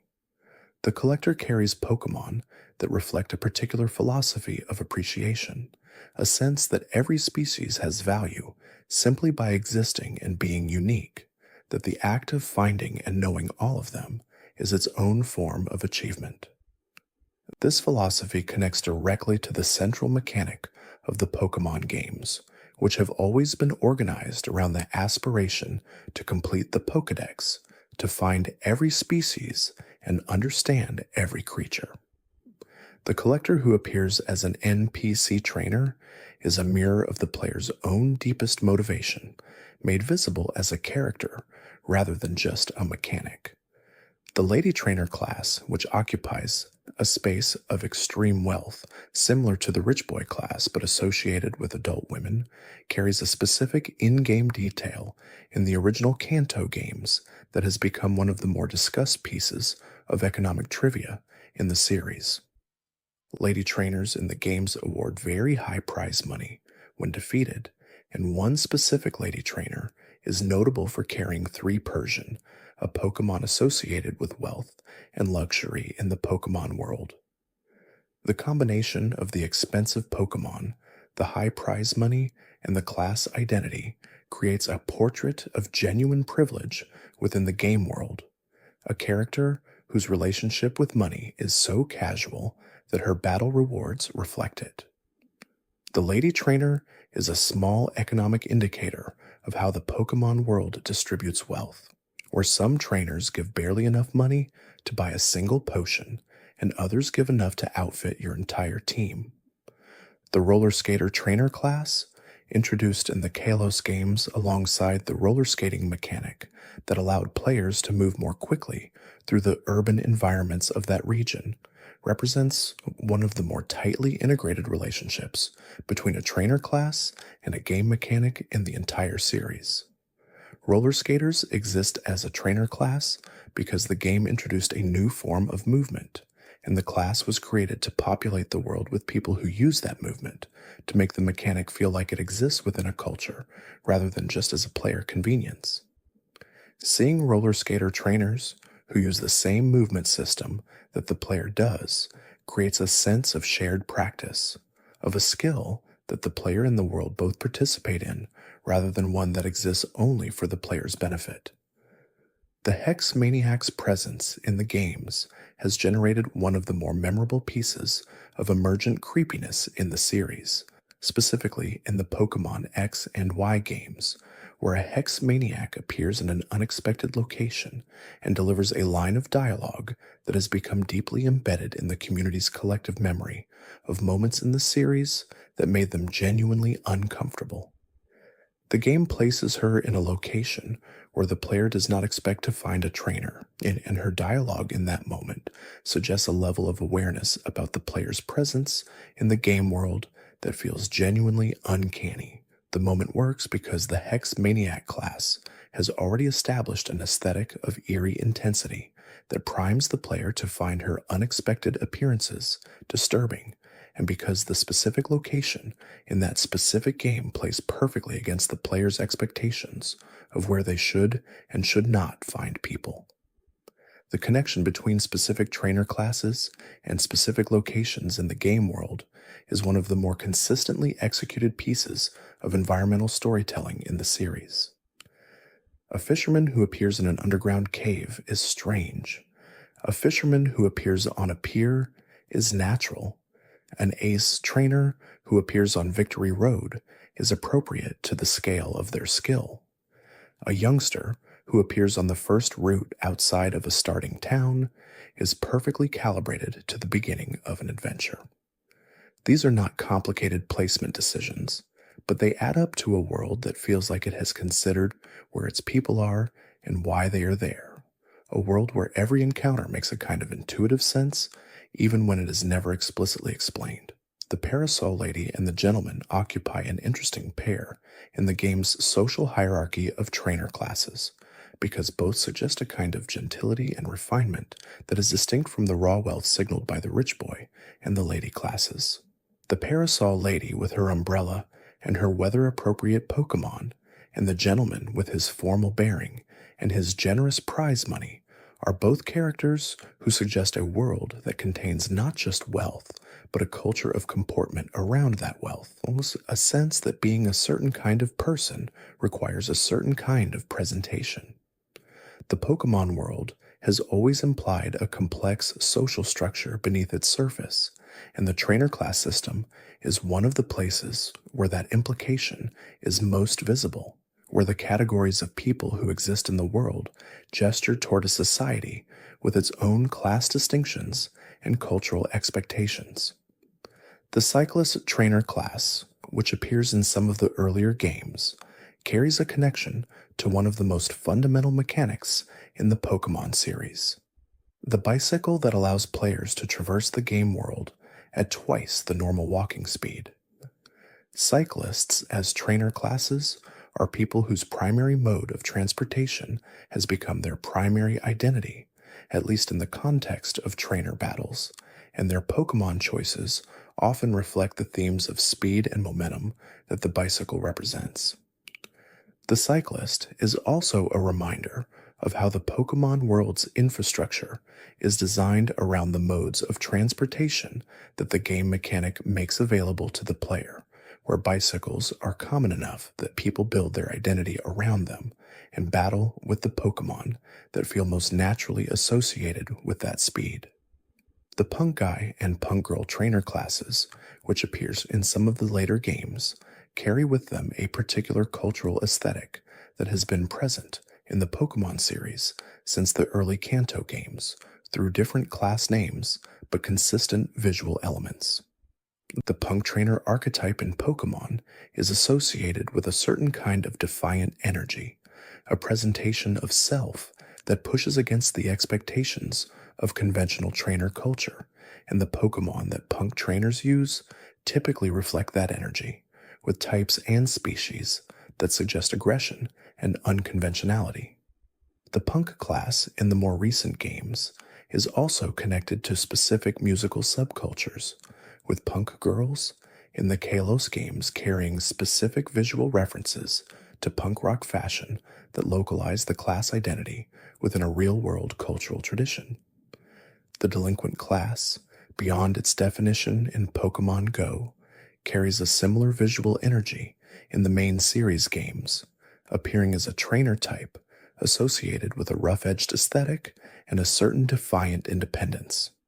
In the Kalos games, the delinquent trainer class carries a very specific visual identity that connects to Japanese delinquent subculture, a tradition with its own particular aesthetics of rebellion that has been represented in anime and manga for decades. The Pokémon the delinquents use in those games reflect their class identity in ways that are consistent with the broader pattern of trainer class Pokémon selection, choosing species that express something about who the trainer is, rather than simply filling a competitive role.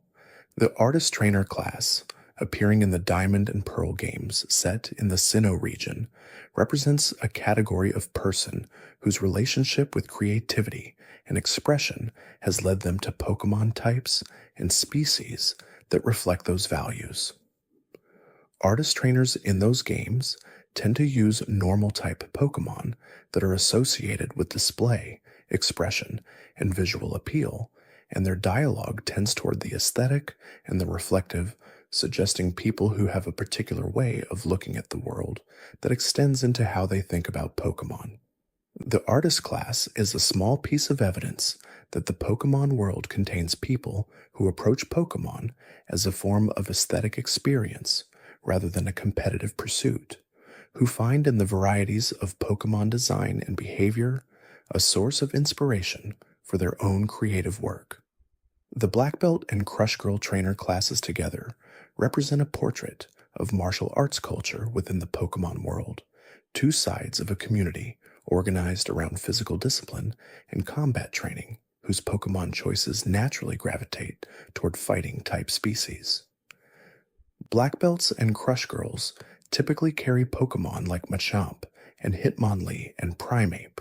Pokemon whose designs are built around physical strength and fighting forms, and their presence together in the game world suggests a community of practitioners rather than isolated individuals, a culture of training that produces multiple types of practitioners with different aesthetics and approaches to the same discipline. The Pokemon world's martial arts community, glimpsed through these trainer classes, feels like it has the depth and variety of a real tradition. The waiter and waitress trainer classes, appearing in later games set in regions with more developed urban environments, represent a category of Pokemon trainer whose identity is built around hospitality and service rather than competition or adventure. Waiter and waitress trainers typically appear in restaurants and entertainment venues, and their Pokemon choices often reflect the themes of their working environment, species associated with food or grace, or the art of pleasing an audience. These classes are a small piece of evidence that the Pokemon world's service economy exists and has its own culture, that the people who staff its restaurants and entertainment facilities are real people with real relationships to Pokemon that are shaped by the specific context of their work. The reporter and cameraman trainer classes, which appear as a pair in some of the games, carry a particularly interesting identity because they represent a media culture within the Pokemon world, a tradition of documenting and broadcasting the events of the world for an audience that the player never directly sees. Reporters and cameramen appear near significant locations and events, suggesting that the Pokemon world has its own journalism tradition that covers the same kinds of events the player is participating in. The fact that they battle the player and can be defeated is a small piece of absurdity that the game plays entirely straight. A journalist who challenges you to a Pokemon battle in the middle of covering a story is simply part of the world's texture, unremarkable and perfectly normal. The Idol Trainer class, appearing in the Alola games and connected to the entertainment culture of that region,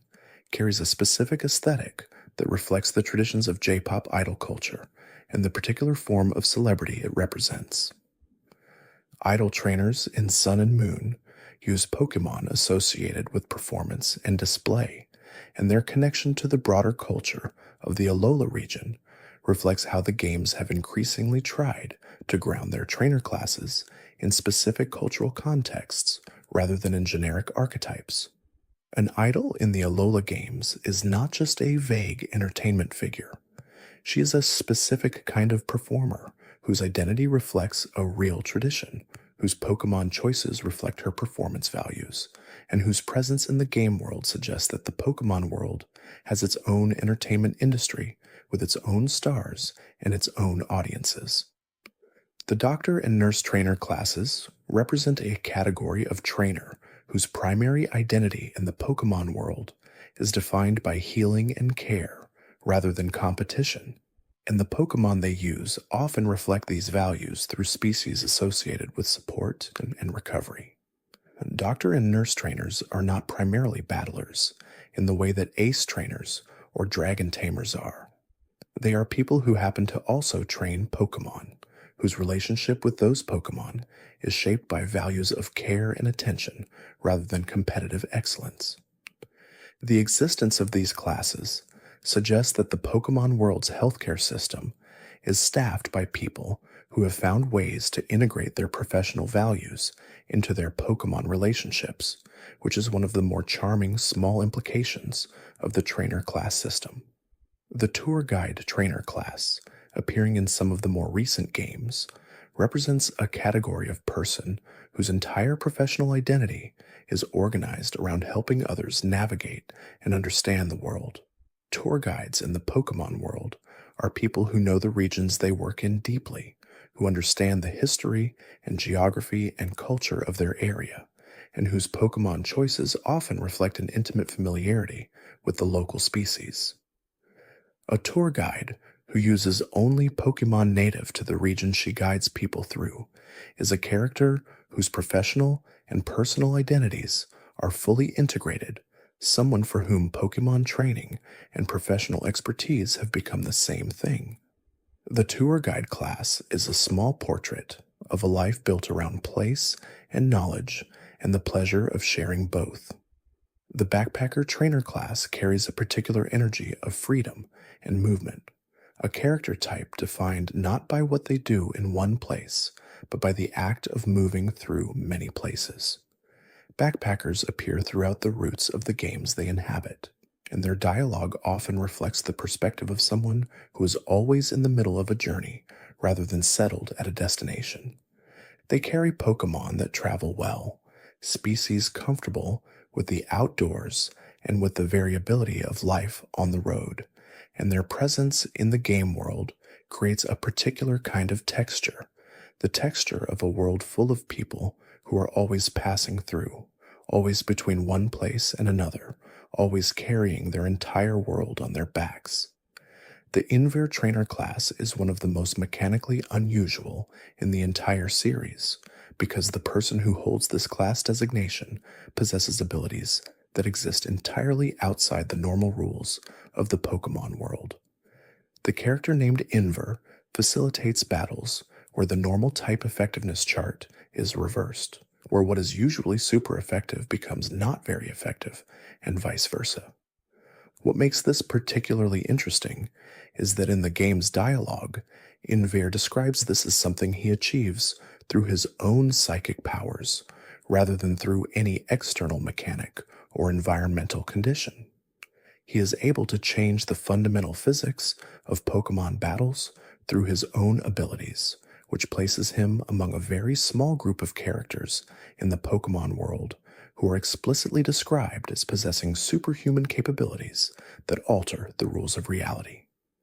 The Scientist Trainer class's association with villainous teams is worth examining in more detail because it creates an interesting ethical dimension within the trainer class system. Scientists who work for Team Rocket, Team Magma, or Team Aqua are pursuing the same intellectual interests as the neutral scientists who appear in laboratories and research facilities throughout each region, but they have directed those interests toward ends that the game clearly frames as harmful or wrong.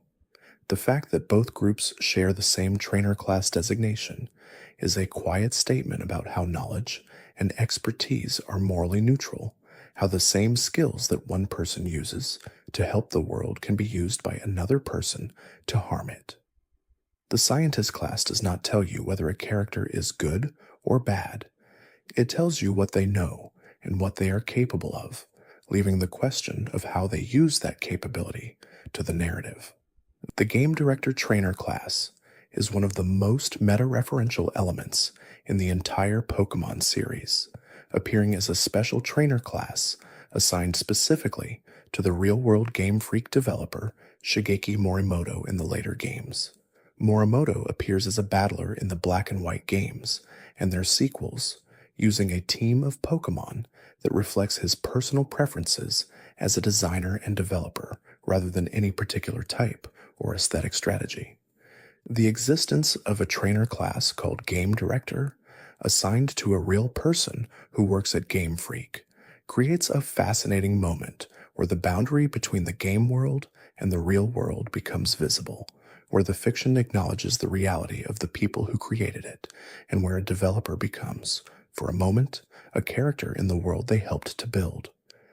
The pattern of Game Freak developers inserting themselves into the games as battlers is one of the more charming, recurring elements of the Pokémon series, and it reflects a tradition of game development where the boundary between creator and creation is made permeable in small, specific ways. Morimoto is not the only developer who has appeared in the games in some form, and the tradition goes back to the earliest games, where internal references to the development team could be found by players who knew where to look. The Game Director Trainer class is one of the more explicit versions of this tradition, a case where the reference is not hidden but simply present, available to any player who talks to the right NPC in the right game, a meeting between the world and the people who made it. The Veteran Trainer class in the Battle Frontier and post-game facilities of the later games represents a specific category of sustained excellence that is distinct from the kind of exceptional talent celebrated in the main story. Veterans in these facilities have often been there for years, battling challengers who come and go, maintaining a level of skill that is very high without ever quite being the highest, and their presence in these endgame spaces creates a particular kind of atmosphere. They are the background of excellence against which the truly exceptional figures measure themselves, the stable foundation on which the competitive hierarchy rests. Without veterans, there would be no context for champions, no sense of what very good looks like so that exceptional can be distinguished from it. The connection between the Battle Frontier's veterans and the broader tradition of martial arts and competitive discipline in the Pokémon world is one that the games have never made explicit, but that feels intuitively correct when you think about it. The veterans who have spent years in the Battle Frontier are not so different from the karate masters who have spent years in their dojos, or the dragon tamers who have spent years in their highland training grounds. They are all people who have chosen a difficult path and walked it for a long time, who have made a commitment to a form of excellence that does not have a formal institutional recognition, but is no less real for that. The veteran class is the game's acknowledgement of that kind of sustained, unspectacular, genuine dedication. The trainer class system also carries within it a quiet history of the Pokémon series' relationship with gender and identity, a history that has become more complex and more carefully considered as the franchise has grown and as the world around it has changed. The early games had relatively clear gender divisions within the trainer class system, with some classes being exclusively male and some exclusively female, and a smaller number being available to either.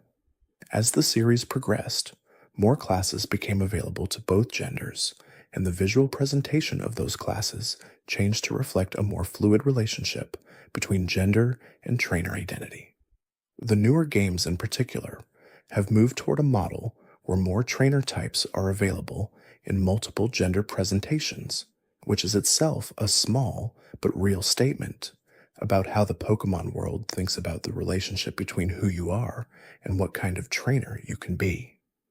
The Fairy Tale Girl's disturbing dialogue in the Kalos games exists in a specific tradition of unsettling Pokémon content that has accumulated across the series like sediment, each new piece of genuine strangeness building on and connecting to the pieces that came before. The Channeler's soul demand in Pokémon Tower, the ghost without a name in the original Lavender Town, the locked rooms in the old chateau in Sinnoh, the Hex Maniac in the unexpected location in Kalos. These moments form a shadow history of the series, a parallel narrative about what the Pokémon world is like when the lights are off and the music is slightly wrong and the characters are saying things that do not quite make sense in the context of the cheerful adventure story that surrounds them. The Fairy Tale Girl is part of this shadow history in a specific way because her horror is wrapped in the most innocent possible aesthetic presentation. She looks like a character from a children's storybook. She uses Pokémon associated with fairy tales and magic and gentle enchantment. And she says things that belong in a different kind of story entirely, things that acknowledge time and age and death and the ending of things in ways that most Pokémon characters never approach. The contrast between the presentation and the content is the mechanism of the unsettling effect, and it is a mechanism that works because the game has spent enough time establishing the normal register of trainer dialogue that anything that deviates from it feels immediately and specifically wrong. The cafe master and his designation as master in the Japanese version of the games connects to a much larger conversation within the Pokémon series about what it means to become a Pokémon master, and whether that achievement is ever actually available to anyone. Every player character sets out with the aspiration of becoming a Pokémon master, but no main series game has ever presented that achievement as a formal milestone that the player reaches and completes. The title remains aspirational, always slightly ahead of whatever the player has accomplished, always the next thing rather than the thing that has been achieved. And in that context, the fact that the only character in any main series game to officially carry the title of Master is a man who makes coffee and distributes snacks from around the world is either a deeply ironic joke or a genuine statement about what mastery actually looks like when you find it. The Pokémon world's relationship with food and cuisine, suggested by the cook and waiter and waitress and cafe master trainer classes, is one that has become increasingly developed in the more recent games.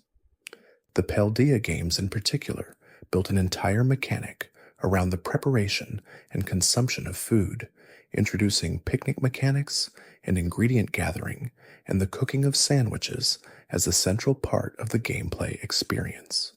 But the seed of this interest in the culinary dimensions of the Pokémon world was always present in the trainer classes that suggested the world's food service industry, in the cook who battles you with Pokémon carrying leftovers, in the cafe master who knows flavors from every region. Food in the Pokémon world is not just sustenance. It is a form of knowledge and a form of love, and the trainer classes that center on it are part of how the games have always communicated that. The Sky Trainer's relationship with the vertical dimension of the game world connects to a broader question about how the Pokémon world handles altitude and elevation as meaningful categories of space. The games have always used height as a form of inaccessibility, with areas that cannot be reached without the ability to fly or climb or fall.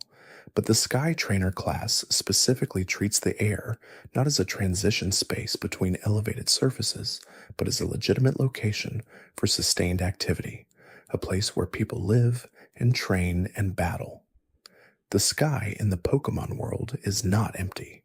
It is inhabited by trainers and their Pokémon who have chosen to make their home in a space that most of the world's creatures and people cannot easily reach, which gives them a perspective that is literally different from anything that can be achieved at ground level.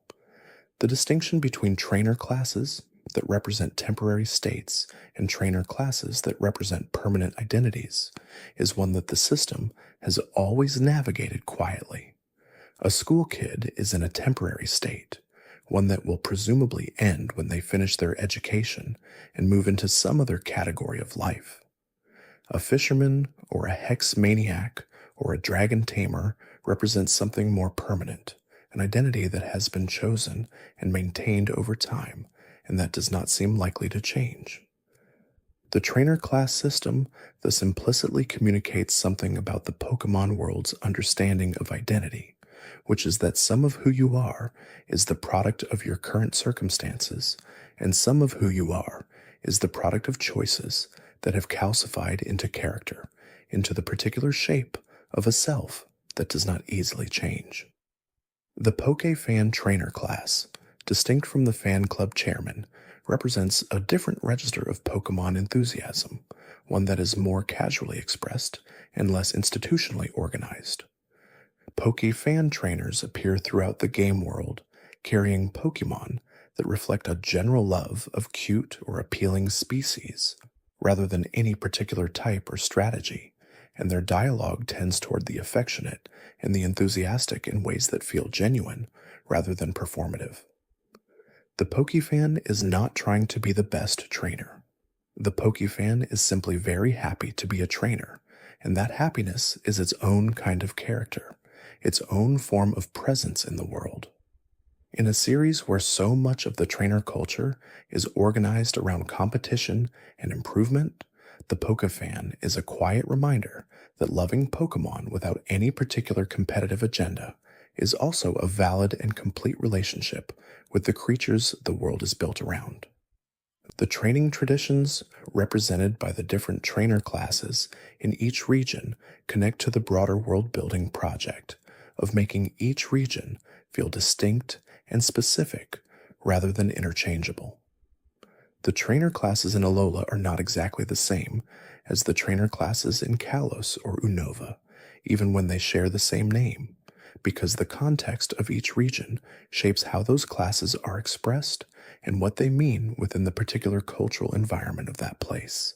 A dancer in Alola carries different cultural weight than a dancer might in a European-inspired region, because hula and Hawaiian performance traditions give that class a specificity in Alola that it cannot have elsewhere. The regionalization of trainer class meaning is one of the quieter forms of world building in the series, and it is one of the reasons that each new region continues to feel like a genuinely different place to visit, even when the fundamental structure of the games is consistent across all of them. The full inventory of what the trainer class system contains, when you take the time to look at all of it, is an extraordinary piece of sustained world building, from the youngster with his top percentage Rattata to the veteran with years of battles behind them,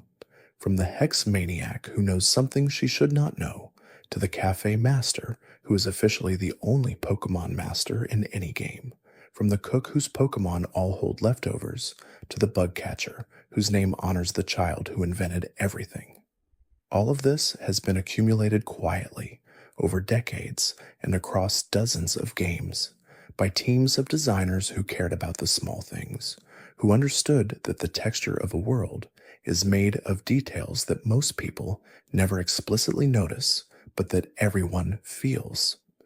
The Pokemon world is larger than any single game can contain, and the trainer class system is one of the places where that largeness is most clearly visible, where the edges of the main story fall away and the world simply continues, full of people living lives that the player can only briefly touch. Every trainer class is an invitation to imagine what lies beyond the battle, what the fisherman does when he goes home, what the hex maniac's house looks like, what the cafe master thinks about at the end of a long day of serving travelers from distant regions. These are not questions the games ever answer, but they are questions the trainer class system consistently and gently invites, and the invitation itself is a form of world building, a way of making a world feel bigger than it is by suggesting that it extends beyond the frame of the story being told.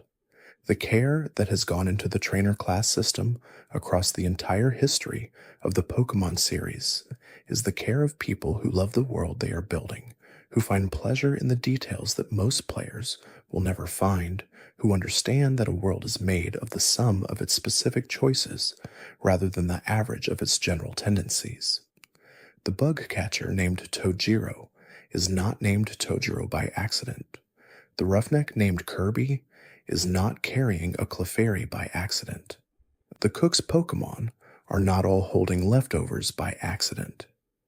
Each of these choices was made by a person who thought about it, who found the specific intersection of thematic identity and mechanical detail that would make the moment work, and who placed it in the game knowing that most players would walk right past it without a second thought.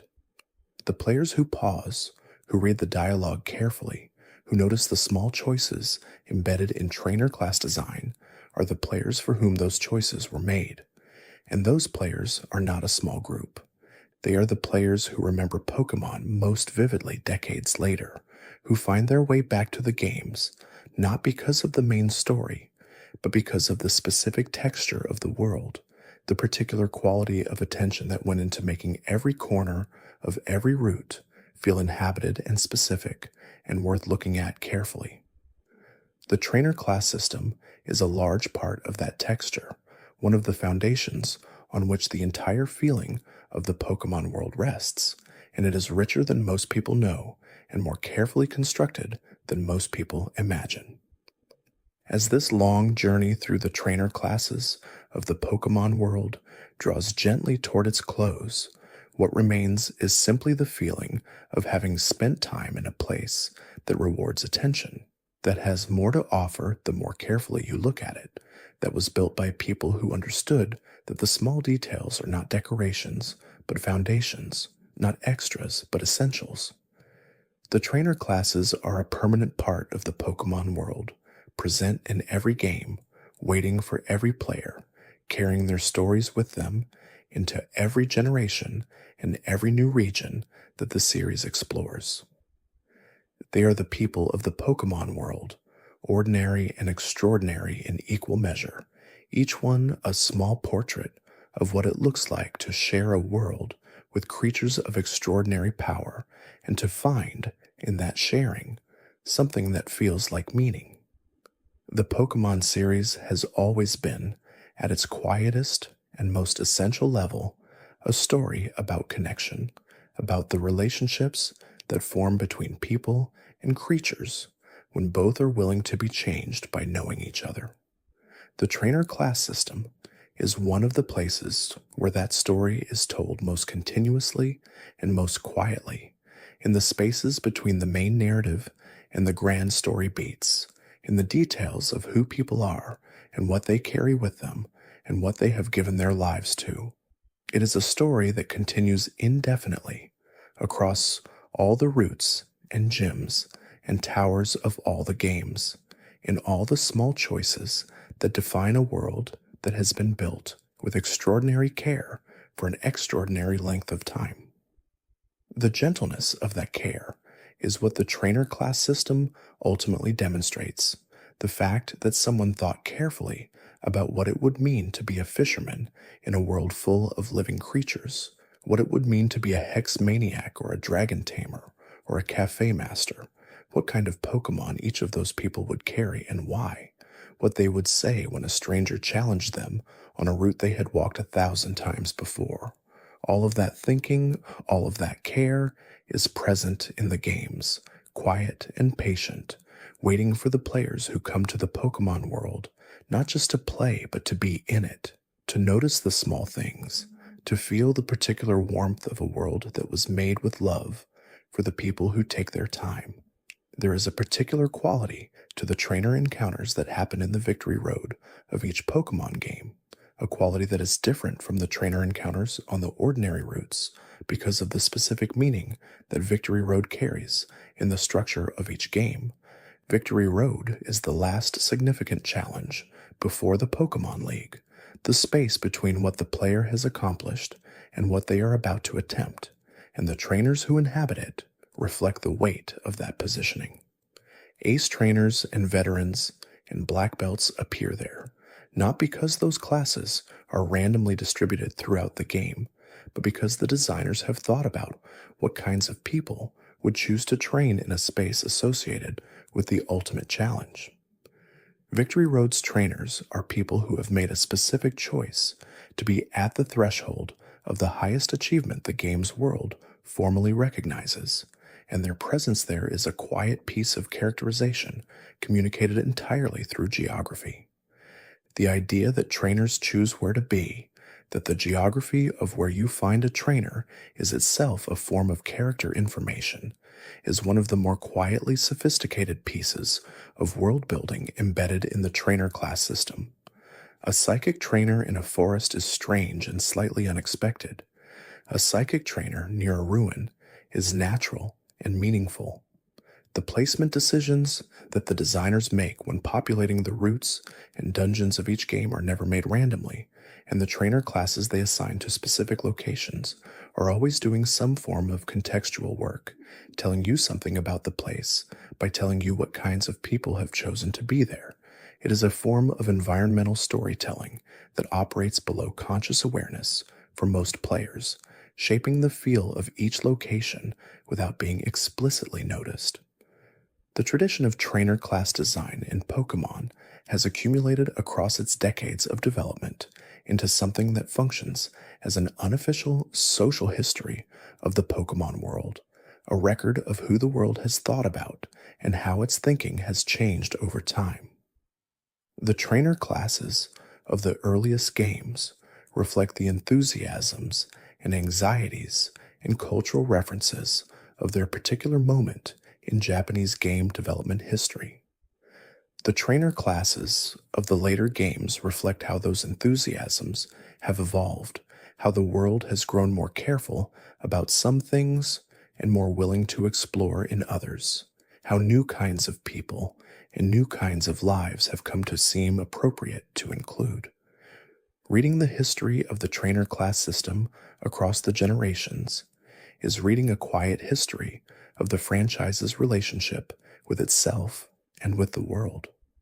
The Paldea games introduced a structure where trainers are encountered in a much more open and less linear way than in previous games, which changed the relationship between trainer class and geography in interesting ways. When the game world is open enough that players can encounter trainers in almost any order, the question of what a trainer class signals about a trainer's power level becomes more complex. A battle legend in an open world is not necessarily more powerful than a youngster simply by virtue of appearing in a more advanced area, because in an open world, there are no more advanced areas in the simple linear sense. The trainer classes in the Paldea games had to carry their meaning differently, relying more on the intrinsic weight of the class designation itself and less on its position in the game's geography, which is itself an interesting design challenge that the series navigated in new ways. The Pokémon series has also used trainer classes to represent something about its own history, to acknowledge the passage of time within the fiction in ways that connect the newer games to the older ones. The appearance of Red and Blue as battle legends in the Alola games is the most explicit version of this, but the pattern appears in smaller ways throughout the series, where characters from earlier games appear in later ones with new trainer class designations that reflect how they have grown and changed. The Kanto gym leaders who appear as veterans in later games, the rivals who become champions or professors, or simply more experienced trainers. These continuities create a sense that the Pokémon world has a history that accumulates rather than resetting with each new game, that the people who inhabit it are growing and changing over time in ways that the trainer class system is one mechanism for expressing. The relationship between a trainer class and a trainer's dialogue is one of the more carefully constructed aspects of the system, because the dialogue has to do multiple kinds of work simultaneously. It has to feel consistent with the trainer class's identity, using vocabulary and concerns and references that are appropriate to the kind of person that class represents. It has to provide a small piece of character in the space of one or two sentences, because that is usually all the player will receive from any individual trainer. And it has to avoid contradicting or undermining the atmospheric work that the trainer class's visual design and placement have already done. When all three of these things work together, the result is a trainer encounter that feels like a brief meeting with a real person, a person with a life that extends beyond the battle, and whose personality is legible in a glance. The most successful trainer class dialogue lines are the ones that achieve this simultaneity effortlessly, where the words feel so natural to the character saying them that it is impossible to imagine them being said by anyone else. The youngster who talks about his Radata's personal standing, the gentleman who expresses genuine pleasure at the quality of the battle, the hex maniac who says something that suggests she knows more than she should, the fairy tale girl who tells you not to come back. These lines work not because they are elaborate or surprising, but because they are perfectly matched to the character saying them, because they feel true to the specific kind of person each class represents in a way that makes the encounter feel like more than a mechanical obstacle. The Pokémon world's trainer culture, viewed through the lens of the trainer class system, is a culture that takes a wide range of human activities and desires seriously as legitimate forms of engagement with the world.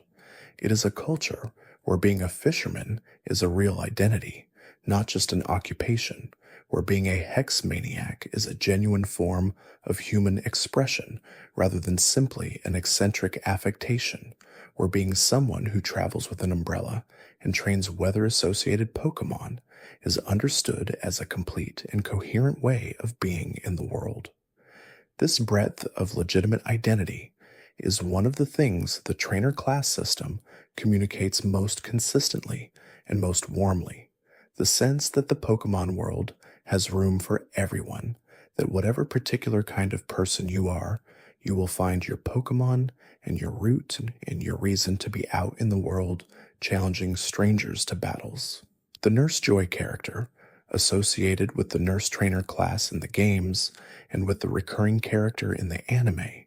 represents one of the most complex figures in the Pokemon world when examined carefully, because she exists in multiple versions across multiple locations simultaneously, with every Pokemon Center in every city, in every region, staffed by a character with the same name, the same appearance, and the same function.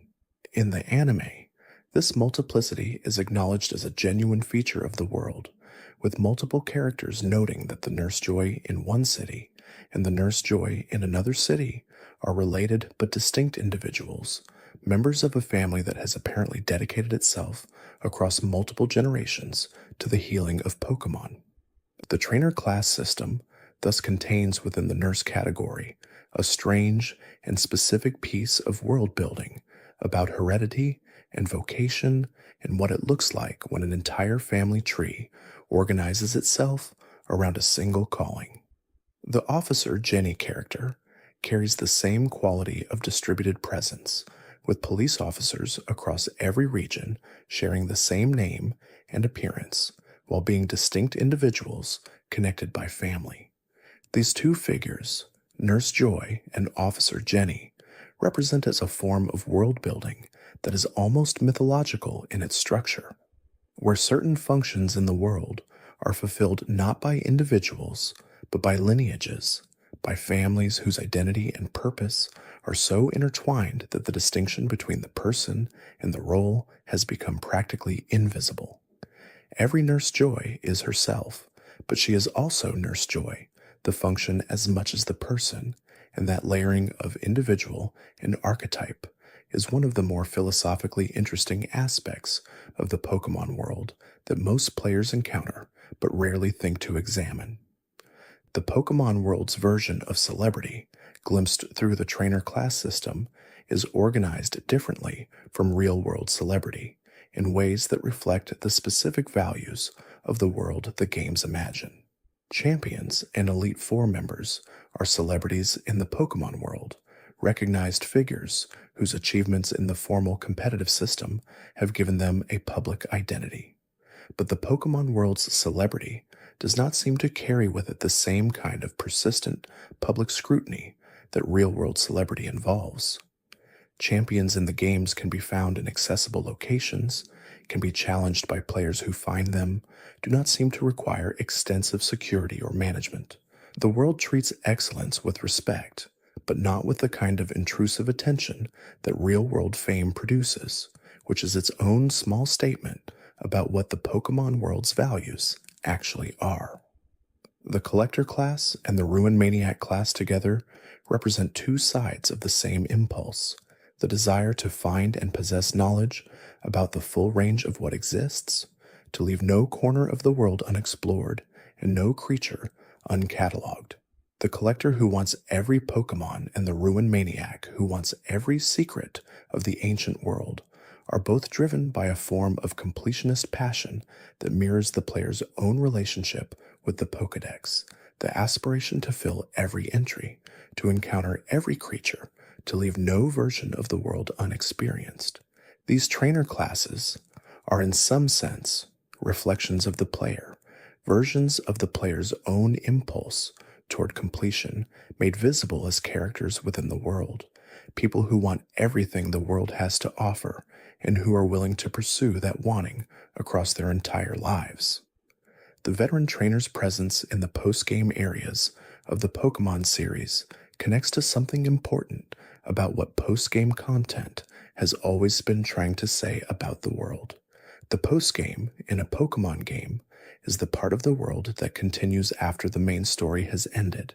the part that exists for the players who do not want the journey to be over, who want to keep exploring and battling and discovering in a world that still has things to offer. The trainers who populate the post-game areas, including the veterans with their high levels and their sophisticated strategies, are the game's acknowledgement that the world does not end with the champion. They are the part of the world that continues, that was always there, that was simply waiting for the player to arrive at the place in their journey where they could finally reach it. The tradition of post-game content in the Pokémon series has always been organized around the discovery that the world is larger than the main story suggests, that the journey does not end at the credits, but continues into territories that were inaccessible before. The trainer classes that populate these spaces carry the weight of that discovery, the sense that there are people who have been training in these places for a very long time, who did not need the main story to give them a reason to be there, who were going to be there regardless of whether a protagonist ever came along to challenge them. They are the permanent residents of the world's furthest reaches, the people who found their home at the edge of everything and decided that the edge was exactly where they wanted to be. The Pokemon trainer, as a concept and as a cultural institution within the world of the games, is something that every trainer class both reflects and partially defines. A world with youngsters and veterans and hex maniacs and dragon tamers and cafe masters is a world with a rich and complex training culture, a culture that encompasses competitive excellence and casual affection and spiritual practice and artistic expression and professional service and adventurous exploration. The trainer classes together paint a portrait of a culture that has found in Pokémon a way to be almost everything, a way for every kind of human life and every kind of human value to find expression and meaning. The trainer class system is ultimately the game's deepest argument for why the Pokémon world is worth spending time in, because it is a world where every kind of person has found their place and their purpose, where no particular form of engagement with life is too small or too strange to be taken seriously. The Pokémon world's roots are, in their own quiet way, one of the most meditative spaces in all of gaming, long stretches of path that exist between the places the story says are important, filled with trainers and wild Pokémon and small environmental details that accumulate into something that feels like a real landscape traversed rather than a level completed. The trainer classes that populate these routes are a large part of what gives them their particular feeling, the sense that the journey between cities is not just time to fill before the next story beat, but a genuine experience of being in a world that extends in all directions beyond the narrow line of the path. The fisherman near the pond and the hiker on the mountain trail and the picnicker in the clearing are not obstacles. They are evidence that someone has been here before you, that the world has a life that predates your arrival in it. The picnicker trainer class carries this quality particularly well, because the picnic is an activity so thoroughly associated with leisure and pleasure and the particular joy of being outdoors in good weather that its presence in the context of a Pokémon battle feels simultaneously incongruous and perfectly right. A picnicker who challenges you to a battle is someone who has organized their entire outing around the possibility of training, who has packed their lunch and their Pokémon and their willingness to battle strangers and chosen a pleasant spot to do all three simultaneously. There is something about the picnicker that captures a quality of the Pokémon world's relationship with the outdoor life, where adventure and leisure are not opposites, but simply different rhythms of the same activity, where you can be doing the most casual possible thing and still be participating in the serious business of Pokémon training. The relationship between the camper and the picnicker, two classes that often appear near each other in the early games, is one of the small examples of how the trainer class system creates a social texture through proximity rather than through explanation. Campers and picnickers are clearly related kinds of people, both associated with outdoor life and with a certain casual approach to training, and their tendency to appear in similar areas creates the impression of a community rather than just a collection of individuals. They might, the world seems to suggest, know each other. They might have met on this route before you arrived, compared notes on their Pokémon, shared lunch. The trainer class system does not say any of this explicitly, but it implies it through the simple act of placing related classes near each other, which is itself a form of world building, the construction of social reality through proximity and suggestion. The ace trainer class occupies an interesting middle position in the trainer hierarchy because it is defined partly by aspiration rather than by achievement. An ace trainer is someone who considers themselves exceptional, who trains with a seriousness and intensity that exceeds what most casual trainers bring to the activity, and who is heading somewhere even if they have not arrived yet.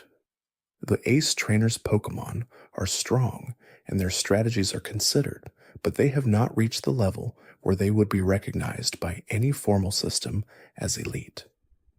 They are the trainers who are certain they will be champions one day, and some of them are right, and some of them are wrong, and the games never tell you which is which. Every ace trainer you encounter is either a future champion or someone who will spend their whole life being very good without quite being exceptional, and the class's visual identity and dialogue do not distinguish between these two kinds of people, which is its own small truth about ambition and its relationship to outcome. The ghost-type specialists who appear throughout the series, whether as hex maniacs or mediums, or simply as trainers whose class does not fully explain their Pokémon choices, carry a particular atmospheric weight that connects to the Pokémon series' long and thoughtful engagement with the theme of death and what lies beyond it. Ghost-type Pokémon, in the lore of the games, are frequently described as being connected to deceased Pokémon, or people, as having some relationship with the energy or the presence or the memory of lives that have ended. The trainers who specialize in ghost types are therefore implicitly people who have made a choice to spend their time with creatures that exist in that liminal space, and that choice communicates something about their relationship with mortality and the possibility of what persists beyond it. The Hex Maniac is not just a trainer with unusual Pokémon. She is a person who has chosen to be near the edges of existence, and that choice is visible in every aspect of how she is presented. The lasses and youngsters of the early routes form a specific kind of community when viewed together, a community of very young people who are just beginning the journey that the player character is also just beginning, who have made their first step into the world of training, and who are still in the earliest stages of understanding what that world contains. Meeting a lass or a youngster in the first few routes of any Pokémon game is a form of gentle calibration, a reminder that the player is not alone in being new to this, that the world contains many people who are at the beginning of something and who will find their way through it in their own time. The early route trainer classes carry a kindness in their weakness, a generosity in their low levels, a willingness to be the first step on a long journey rather than the challenge that defines the journey's meaning. The journey from the first route youngster to the Victory Road veteran, experienced over the course of a single Pokémon game, is itself a kind of story about growth and the accumulation of experience, and the discovery that the world is larger and more complex and more interesting than it appeared at the beginning. Every trainer class encountered along the way is both a challenge and a piece of information about the world, a small window into a life being lived in a particular way, in a particular place. The youngster is the beginning of that story, and the veteran is one possible version of its ending. A person who has been training long enough to know what the world contains and who continues anyway, not because they have something left to prove, but because they love it, because the world of Pokemon training is the world they have chosen, and they are still choosing it every day. That continuity of choice, the willingness to keep choosing the same thing day after day for years and decades, is what the veteran trainer class ultimately represents, and it is one of the values that the Pokemon series has consistently honored across all of its generations.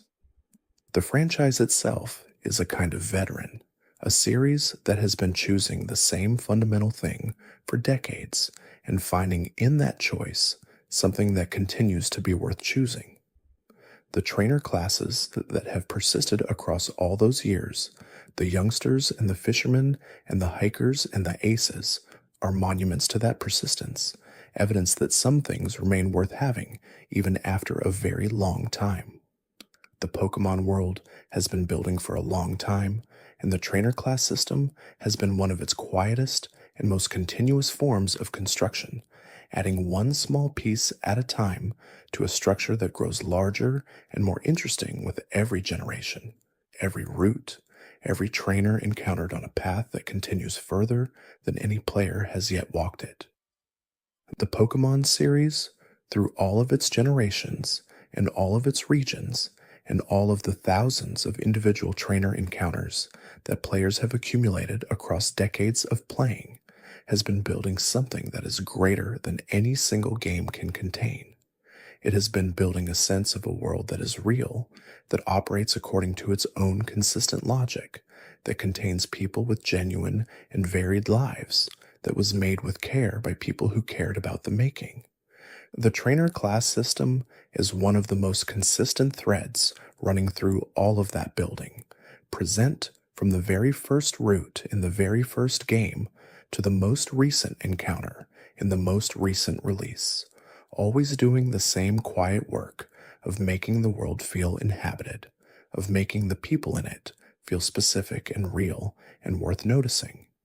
And what the Pokemon series has given its players through the trainer class system and through all the other forms of quiet care that run beneath the surface of its games is a world that rewards the kind of attention that does not rush, that notices the roughneck with the Clefairy and the cook with the leftovers and the bug catcher named for a child who loved insects.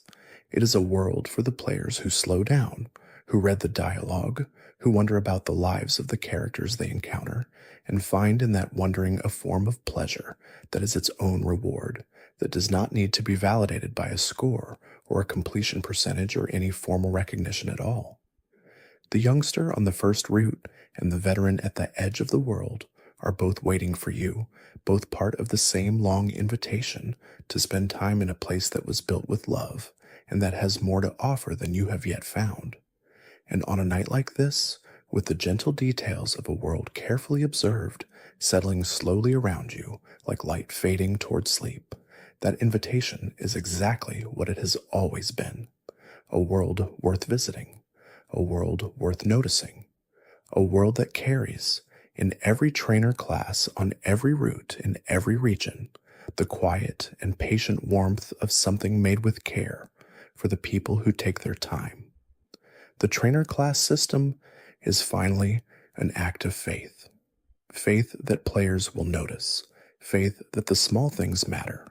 Faith that a world built with enough specificity and enough affection will reward the people who spend time in it in ways that cannot be fully articulated but that are felt deeply and persistently, long after the game is finished and the console is set aside and life continues in its ordinary way. The Pokemon world has been an act of faith for a very long time, and the trainer classes are some of the quietest and most consistent expressions of that faith, small offerings placed along every route for the players who are willing to slow down and receive them. They have always been there. They will always be there, and the world is better and larger and more worth visiting because of them. The quiet beauty of the Pokemon trainer class system is that it was never meant to be noticed as a system at all.